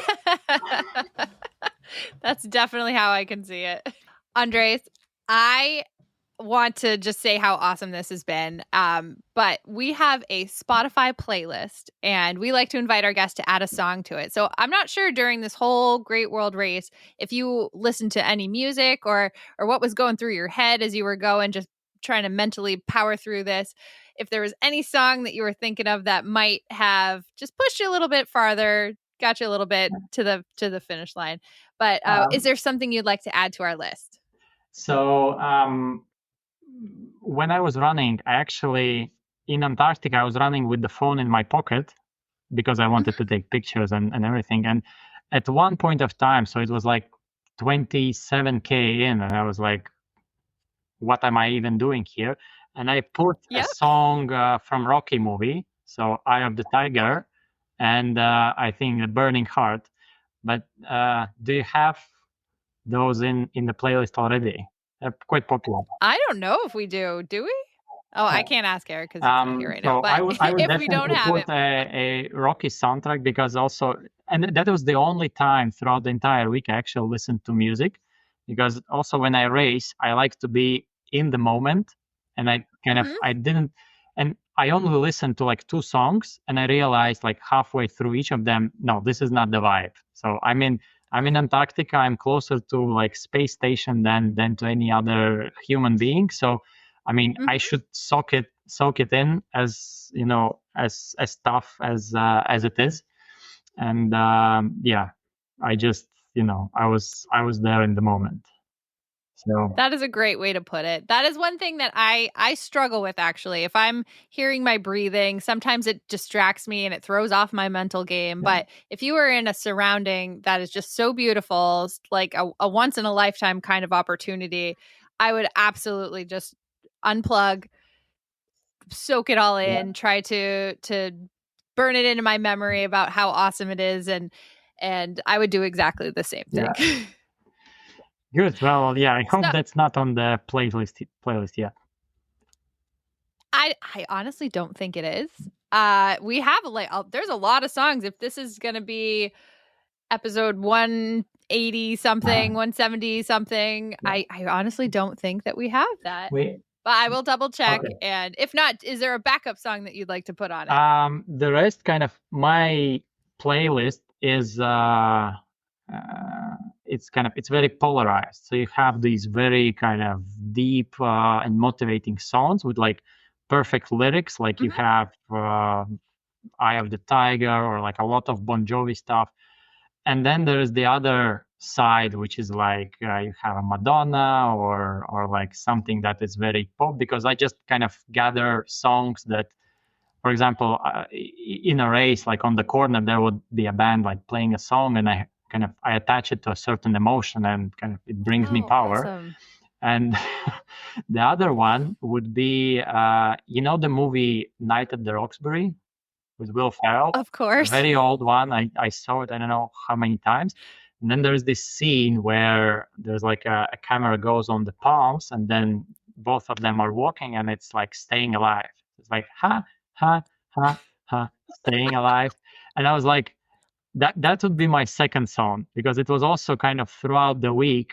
And they are the same in that sense that for me, they elicit a similar emotion that just like with Rocky, you're punched down and you're laying there and you still, standing up, you're resilient. So that was my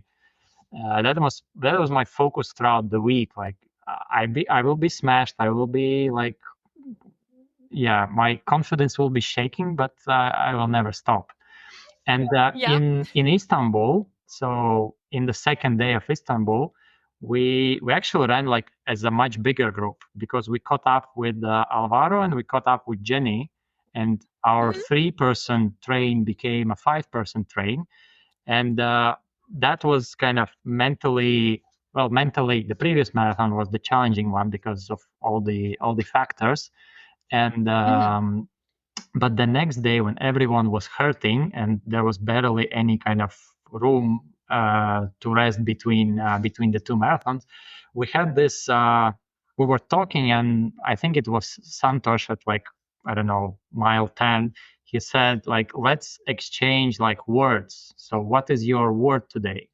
And he asked me like, what would be one word, how you would kind of describe this whole experience today and throughout the week. And I said it was resilience. He was like, oh wow, it's a good word. And then he said, my word is content. So I believe kind of he was content with kind of what is happening, so that he's in the moment and he's enjoying it. Then Santosh's word was blur, and we couldn't understand it before. But it actually took us a little bit of time to realize that he was kind of in a state of blur. He kind of, in terms of, paces, how he feels, how the body responds. Then Alvaro's word was equanimity, and Jenny's word was peace. And it was such a beautiful moment when we kind of all exchanged it, because, I mean, we're all in a way competitors, but at the same time, kind of the reason this kind of the Great Wall Race is so, unique and different, that it felt more like a training camp where we were all, let's say, on the same train. We're all competing, but we were competing against ourselves. So even kind of at the pointy end, when you compete, maybe like, do you want to be like finish first or second? I haven't seen so many people finishing holding hands. And it happened for the ladies, it happened for us, it happened for people at the back. And I think that was kind of the most beautiful part, that even though, we were competing against ourselves. And that was really kind of my top moment that, I will definitely cherish for the rest of our life. That was one thing for everybody watching at home, watching that live stream. Just seeing the camaraderie between you guys, just seeing the partnerships and the how wonderful you guys work together, and just seeing the friendships that were being made. It was something so cool to see on the outside. And I'm so glad that we get to talk to you and get to kind of experience it from your side too. So I'm so glad that we got to see it from that angle, get to talk to you and hear about your stories this way. It just seemed like such an amazing experience. And we didn't even get to touch upon really like Miami. How did Miami go for you? Were you just ready to be done at that point? Were you guys still kind of working together, or was it just like we just got to get through this however possible? I mean, there were two groups of people. There were people who were like, I am never doing this again. And then there was a second group. That weeds them out real fast, right? Yeah. Which one is the 8th continent? Like, can we just continue flying? And I mean, the flight to Miami was so short. They promised us a 4-hour flight, but then captain said, like, we have a favorable wind, so we will be there in 2:20. And I was like, because like nobody wanted to, leave a private luxury jet. But yeah, as I said, I was secretly Right. feeling pretty good, and I kind of I decided early on that I'm gonna just stick with the first group as much as possible, and I think I did it up until I think 35K, and because it was starting to get hot in the last hour of the race, so my stops became a little bit slower. So I had to actually physically stop, maybe take a gel, and kind of pour a lot of water on myself to cool off. And then I saw with their Bex, Hillary, and Shireen, they were already like 50 meters ahead. So I kind of used the next 300 or 400 meters to catch with them, and kind of I'm surprised I kept that going for quite a while. But at some point of time, I had to let them go. But yeah, I stayed like I think 4 or 5 hours until the end to see the last person finish. Partly because my Airbnb check-in was not until like a couple of hours later, but also because I didn't want to leave kind of this whole vibe, this whole experience. That was just amazing. Absolutely. I mean, you guys spent so much time in such close quarters that you wanted to see everybody succeed, finish up strongly, and just cheer each other on. So I totally understand that. I would have done the And same I think thing. it was a very unique time that all of these, super successful, super busy people, they were forced to be disconnected and kind of put in this one airplane with the group together. And that's also one of the most beautiful parts, that kind of you are in the airplane, you are supposed to like sleep and recover and everything, but everyone is standing up, talking to each other, kind of you don't get a lot of sleep on that plane because you have a marathon to run, but you decide to sacrifice even like an extra 30 minutes of sleep or even a bit more just to talk to like a new person, to see a new perspective. And that I think was really like totally next level. And we still have this active group going, so there are some people doing crazy stuff. And I hosted like a meetup at the Riga Marathon, so in Latvia, which is my hometown, and we had like 6 of the people coming to run the marathon. That was amazing also. That's awesome. I'm so happy that you guys stay in touch and that you'll take whatever opportunities you can to hang out again and just catch up and do more crazy shit. Yeah. Oh my God. So much. That kind of brings me to, I guess, a final question. Okay. What is next for you? Would you ever do this challenge again, or do you have bigger plans or other plans? It doesn't even have to be bigger. What are you going to be up to in the next 6 months, year or so? So when I was asked that kind of last year after the race, so I said I want to do kind of an official fast marathon, which I did this year. So I did it in 2:49. And now the Congratulations. Thank you. Next one would be Boston. So I kind of now I have a good time so that I can go to all of the major US places and then I don't need to wait for a lottery. So kind of that was my first project, was the 777, to kind of also build a bit of credibility that I know what I'm talking about, like in the book, on the blog. And then kind of I took it to a completely opposite end. So from kind of low intensity, this resilient mindset, to something that I can build also to a faster marathon. And so that was kind of major, let's say, major project for this year. That was back in May, so I have still like a full year. And I'm working on like some digital products to put this, let's say, methodology and process into something a bit more tangible that people can use also for their marathons, 5Ks, 10Ks, whatever, something that they can apply in an easy format. So yeah, more to come.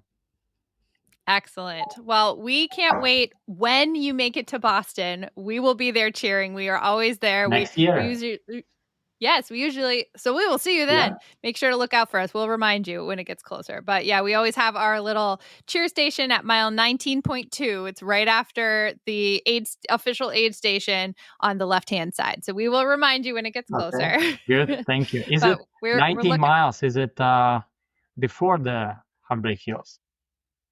It's like right in the thick of things. Okay. Yep. It's right before you go up the last little steep part. So Because it's ironically, I coached a few people to run the Boston Marathon because it's like it's like a unique course. But again, it's kind of follows my sort of the story of my life that I learn something in theory and then do it myself. So I'm really looking forward to run in Boston next year. Excellent. Well, we cannot wait to meet up with you. We think that's going to be awesome. We'll be cheering you on from the sidelines. Awesome. Thank you. And so one last thing, where can people find you if they want to follow along with your journey? And I know that you have your book, The Resilient Athlete, that people can find on Amazon. So go check out his book. And where can they find you? So that's the first place, and they can go either to theathleteblog.com or they can Google my name, andrejsbiryukovs.com. So either one is good. Or on Instagram, it's Andrejs Biryukos. Excellent. And we will be linking all of this stuff in our show notes, so it'll be really easy for people to go follow along with your journey. So Andrejs, I think you are so amazing. We cannot thank you enough for joining us today and just sharing all these stories, because you are incredible. I had no idea that you had the whole kayaking background, and that is just mind-blowing to me. I can't that is endurance sports at its finest. So thank you so much for joining us today, and I hope you had as much fun as we did. I mean, I can't really speak for Eric, but I'm going to do it. Thank you so much for the opportunity and for the platform. I really, really appreciate it. Awesome. All right, everybody. Andrejs Birjukovs on the On the Runs podcast. That was wicked awesome. Andrejs, thank you so much. You are such a cool guy. I can't even tell you how enthralled I was to listen to all of your incredible stories. And thank you for being super patient and super generous with these books. Oh, I'm so excited to read it. Yeah. You guys need to pick up a copy, The Resilient Athlete. It's a nice looking book. Isn't it? Yeah. And the message he wrote is so nice. It was great. But you know what was even better? You, who did a kick-ass job ending that episode. Did I? I forget why. I forget why you left or what happened. We recorded 2 that day, and that one was running. We always run long. Yes. And yes. I had to go. So I got in my question, the pasta dinner question, and then I ran off, and you finished the episode. So you did great. Well, as long as I got the seal of approval from you, I'm happy. Good job, Erica. Thank you. You can take over this podcast one day when I'm just behind the scenes. The On the Run show with Erica. 6-star. By then you'll be 9-star. Well, hopefully. I'm just waiting to be 7-star. I was so jealous. Well, I had a lot of FOMO of everybody who got to run Sydney this year. I didn't even try. I did not apply at all. And now I'm like, all right, let me count all the ways I can try to get into this race next year. So how are you going to do it? Well, they do have lotteries, but then we've got our friend Kelly from Fit International Travel, and I don't know. I'm gonna. I was thinking maybe you could try for a media bib, and to get that, you need to show that you're doing media and content. And lately, you become somewhat of a content creator. I've literally done 2 things. Because maybe this has been on your mind. You're like, okay, if I want a media bib, I need to actually create content. And you've been kicking ass at creating content. You made 2 posts. Good job. Proud of you. I literally did a late post on my anchor down stuff because I'm like, this happened 3 weeks ago. You did 1.5 because late post counts as half. I figured as much. So I did a late post on anchor down. Then Sunday was such a beautiful day. I had a 12-mile long run, and I just wanted to show everybody how wonderful my little trail is that I love to run so very often. So I did a little reel, and it was sunny and beautiful and crisp and cool, and I was just having a blast. So I hope it came out okay. Yeah, I think it came out great. Also, and And did a story on golf. I went and drove ball. I was going to say, you made a story post. I was like, and then you made another post when you're talking about just the weather and it's perfect. And I just sent you something back because I don't see it when I log into On the Runs because it doesn't pop up as a new whatever. And eventually, like, I think I saw it on my personal account. Like, it said new story post. I'm like, new story post? What? Surprise. And I go, it makes me smile. Makes me smile when you log in and make a post. So sorry you got logged out. I don't know how that happened. But I'll figure it out, but as long as it's not going to lock the account, I will. Well, you asked me what the password is, and I said, honestly, I was hoping you knew because I never have to log in. I was like, I hope you know what the password is. I've been toying with the idea of getting the blue check mark and paying for it to protect us. Okay. Oh, Right? Is it going to let multiple people log in? Well, no, yeah, it does, but I don't want like anything to happen and then it be gone. But like, if that happened, podcast over. I know, right? Yeah.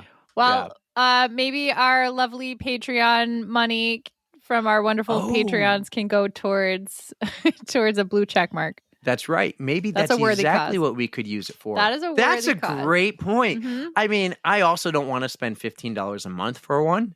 Seems a little pricey, but I would rather know? pay like a one-time fee. Like, how does some of you guys get these blue check marks? I notice Allie G has one, but Allie has one through work somehow. And I've asked her, and she goes, honestly, I applied for it, and then months later it showed up. Like, but I tried that avenue, and I can't apply for it without paying money. So, and then I noticed Josh Vernon has one. A few others have one. So, like, and some people had them with less than 1,000 followers. I'm like, okay. Friends, help us. Right. Yeah. How do you get one without paying money? I just want to be protected. You know, I want to use protection here, guys. I don't need this to go away or that, but you would word it that way. Back to Sydney, though, we have at least 4 pod fam in my mind. You can correct me if I'm wrong, but congratulations to Michael Vaughn, Jared Ewing, Letty Lundquist, and John Mortimer. Am I missing anybody? I know one other person who went. Her name is Vanessa, a friend of Rachel's. I don't know if you actually met her at the 10 miler, but she went. God, I'm drawing a blank. But Raina. That's right. From our Boston weeks. So she got her 7-star. So I have been dethroned. Yeah. I mean, a lot of people had 6 stars anyways, but like, so I am just sitting here as 6-star. I mean, Erica used to be on the list of around. like one of 5 females in New Hampshire to get her 6-star. I was like one of 23 and at now the time. she's like not even on the list because the list just goes right to 7. Yeah. Kind of. Yeah. You got to do it next year. We got to find a way to make it happen and keep creating content. So when you get there, your content is money. All right. If I get into it, I will invest in like a nice camera, like one of those like Instago something. Or I mean, like, that's cool. I'll be But that legit. was not what I was getting at. I was just saying, with learning how to make it real. Yeah. I feel like I would have more fun if I had a cool little gadget to work with, because half the time my phone like will die, and Instagram is not easy for me to edit. Like, I have such a hard time with it for some reason. So if I can figure out like a different way to edit videos and stuff, I'll probably like it a lot more. Well, there's apps for that. And there's one called Edits. I think I have that, but I do it directly through Instagram. And that's probably why I get so mad, because it like never saves right and just But congratulations, guys. I mean, it looked awesome. The weather looked really great. So cool. I did look at someone's Strava, and the course is like a little bit of this, a little bit of that, up, down, left, right, loop-de-loop. I'm like, I can handle it. Give it to me. Well, no, I know you can, but I just thought, like, how sometimes the Strava map, you could like put on a poster or something, and it's like everybody knows that's New York, or everybody knows that's Chicago, or that's Boston. I don't know how you could do that with Sydney the way I saw it on Strava. Like, you could do it, but it's just not. Maybe to me, it just didn't seem like a legendary layout. I understand exactly what you mean. Unless you put like all of the cool landmarks that you pass on it, like the Sydney Opera House. Yeah, well, I just thought it ended or started at the Opera House. Definitely ended. So many pictures with that. Yeah. Yeah, I don't actually know. I can't comment, but I would love to be able to. Well, it was super, super cool to see. And by the way, you want to guess how many days? Susie Chan. Sorry, that was another Susie one who Chen just was ran. there. Yes, that's right. I Sorry, she feel like just popped in somebody my we head. know ran with her, like on a warm-up run. It might have been Letty. Alyssa! Oh, yeah. Sorry, they're popping into my head now. Alyssa Panozzi. I feel like she saw. Yeah, I feel like she saw Susie's, but somebody definitely did see Susie. That's right. I forget who. Kelly. But Kelly Roberts was there, but she didn't run. she was looking for good-looking single men. You see that? She had one of those posters, something like that. Yeah. Right. Who? Yeah. So, anyways, yeah, who wouldn't? Not me either. Speaking of world majors, how many days until your Chicago Marathon? Want to take a guess? 50. Not 50 even close. years old. 38 days until you run Chicago. How is it 38? 38. It is Is it 50 till yours? 59. I knew 59 days. like that. Yeah. Well, good for you. This is going to be fun. I'm really looking forward to going out to Chicago. I have to make up, I'll have to figure out what's going on and find a meeting place to meet up with all the pod fam that's going to be out that way. There's going to be a ton of you, and I'm so excited. So we'll find something. Maybe I'll throw a poll up. Isn't Chicago famous for a bull? A statue of a bull? There's a lion by a library, I thought. I thought there was a bull's ass or something. If you send it to me, we'll go meet at the bull's ass. Sure. Well, no, I was going to say you just put a Stoolie sticker on it. I don't know. Bull statue. STAT. Well, I mean the Chicago Bulls. It's in New York. But... The bull statue. Now I got to do it.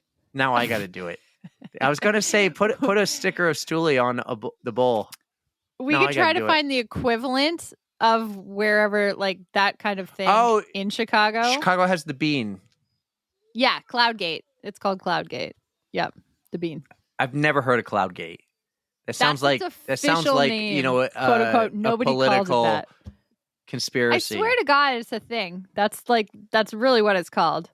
All Cloudgate. Right. Yeah, but everybody knows it as the bean, and it's awesome. So, and it's huge. So we could definitely meet at the bean and put some Stoolie stickers on it. Oh no, you don't vandalize. No, you do can't. It. Be classy. Be classy. Bean. Obviously. Are you gonna get tatted up for Chicago? I still actually do have my race tats floating around so I should. And if you're gonna take any feet pics, are your feet pics gonna have socks? Yes, my feet will have socks. You got to pay extra for the toe pictures. I apologize for dropping this late, guys, but want to really thank my race tats and Right Socks for being a huge supporter of the pod this past summer, donating to my New York City Marathon and being a supporter. And we got an exciting episode coming up for you very soon from one of them. And then we got a very fun giveaway from another one very soon too. More news to drop. I love the new news coming soon on the pod. But yeah, 59 days into the New York City Marathon, 38 days into Chicago. Awesome. This is the most confident and the best I'm feeling leading up to it. And last year, I think I was feeling the same right now as I was last year. But it was around this time when school started, when my training dropped. And I went a solid month plus without getting any good training in, and then trying to squeeze in some long runs with 2 weeks to go. That's not going to happen this time. All I can say for you, start loading up on your vitamin C, on your zinc, just keep your immune system up and healthy, because with the kids back to school, who knows what they're going to come home with. But it is okay to take rest days if you're not feeling good. But exercise is it's known to help you feel better, but just not as long as you're not I've been really, feeling good, really like just running wise. I've been. I mean, it's probably the weather, the temperature. I put in the hard work during the summer, and it sucked. It was awful. But it's worth it for feeling so good, and it made me feel so down for a bit. Man, I am not in good shape. I can barely do this run, but it was just the Beeman score. It does make you question your It was the Beeman score. The temperature, the humidity, the dew point, and the fact I was running in the middle of the day was brutal. but I can tell right now it's paying off. Like, Oh, absolutely. yeah. I don't know if we're going to get a sub 4. I don't know what the plan is for New York. Do I run with Hannah the whole time? Do I try to get like a sub 4?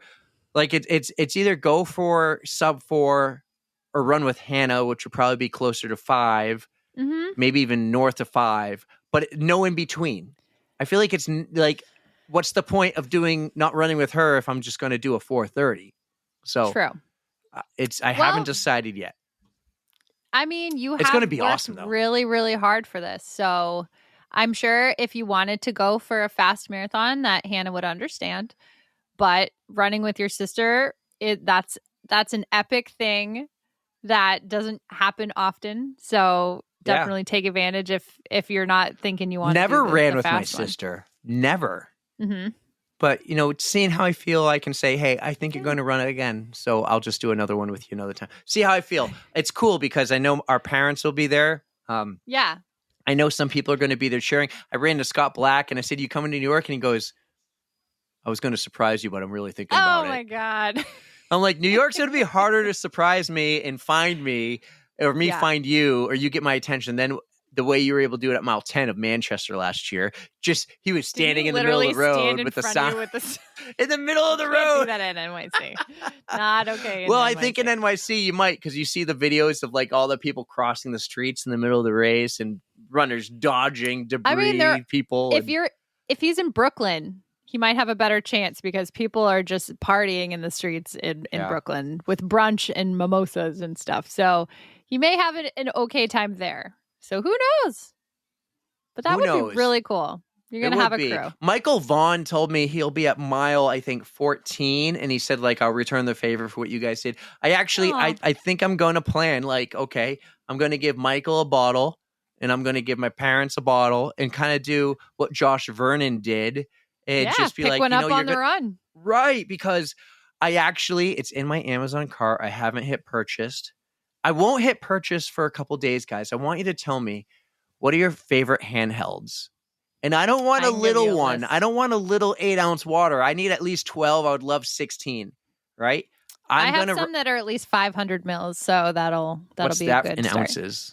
Oh, I don't know in ounces. It's big. Come on. It's decent. Come on, this is America. Ounces. I don't know. It's like Eric would be like, "Oh, I got metric. this new thing. It's 23 centimeters." I'm like, "What?" That's a lie. Skis. It's skis. Skis go by centimeters. I'm like, can we just use inches? What the hell do I know about that? Well, I'm going to buy new skis. I have the new ones picked out, but I'm not going to buy. Are they sitting in your cart too? You haven't purchased? I haven't purchased. They're not in a cart. They're at a ski store. Oh, you got a lot of things to noodle on, but I can help you out with the handheld thing. Yeah. Well, I got some in my Amazon cart, and I one thing I remembered was I forgot this last year is when I did all the Ironman training, I would mix nutrition in my water, and I don't know why I didn't think to do that at all last year. It's so easy when you're just drinking stuff. It's hard to eat on the run. So I also put in my cart the same stuff I use for all the Ironman training, and I'm gonna start it up again because I really think it made a huge difference versus just taking gels. Have you ever tried the Scratch Labs high carb stuff? That's one of them I have in my cart because I'm looking. So if you would like to try it, I have packets that I could let you have. I'll take a packet. Just make sure it's dairy free. I feel like one of them, what Scott Black used to take was not dairy free. Oh, this one should be, but I will double check for you. Yeah, I'll try it. I'd love to try it. Yeah, because what I used before was a special version of Gatorade Endurance. Okay. In that I remember I had to buy and pre-pack and everything for Ironman Mont Tremblant because they did not allow Gatorade Endurance in Canada because Canada's healthy. Oh, did it have like dye in it or something? Like what? I don't know. Maybe it was the sodium count. I think it was I think it had something to do with the sodium count. Interesting.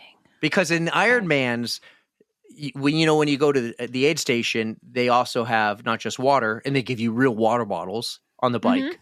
They give you Gatorade bottles, Gatorade with the quick sip top.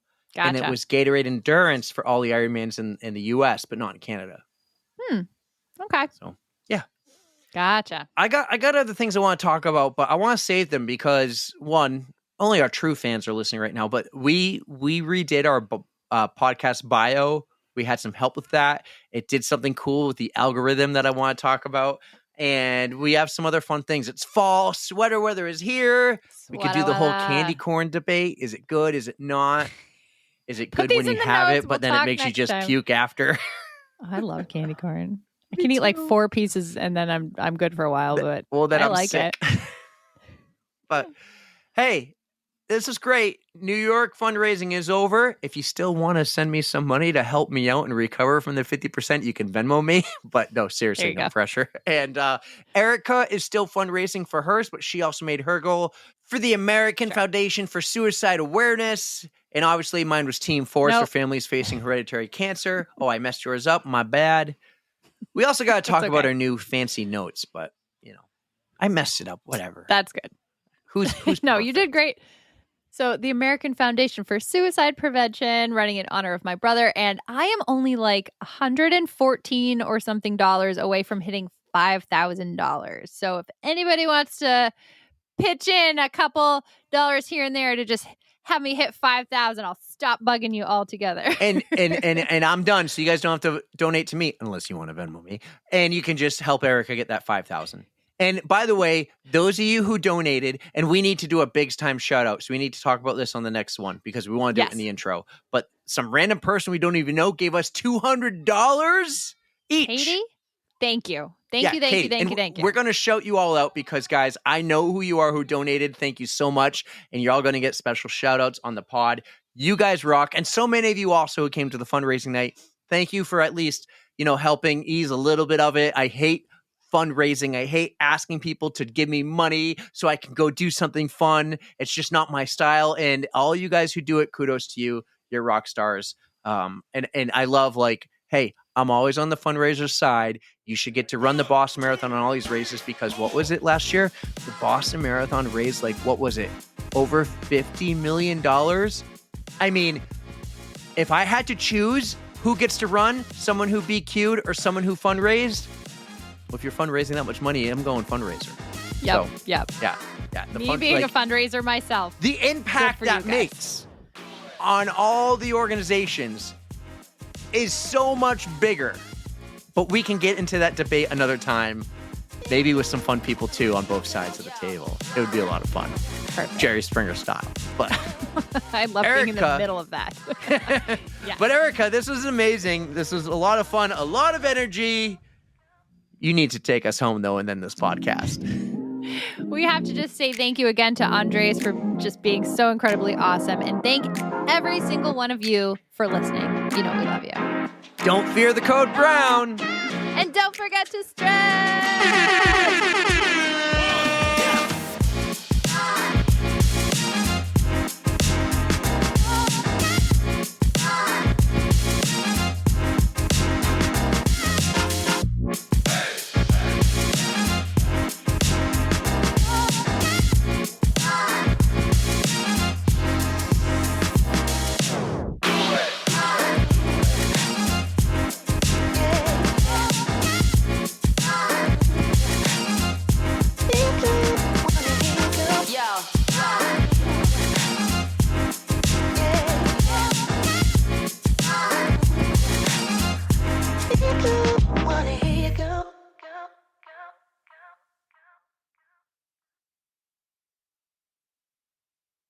Awesome.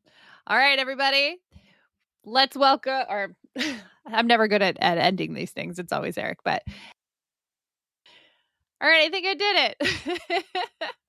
So I don't know. I think he has to stop it, but because I don't have control of that from here. So I think we can just leave. I don't actually know. So I don't know. We're just going to wing it. This is going to be Eric's little blooper too.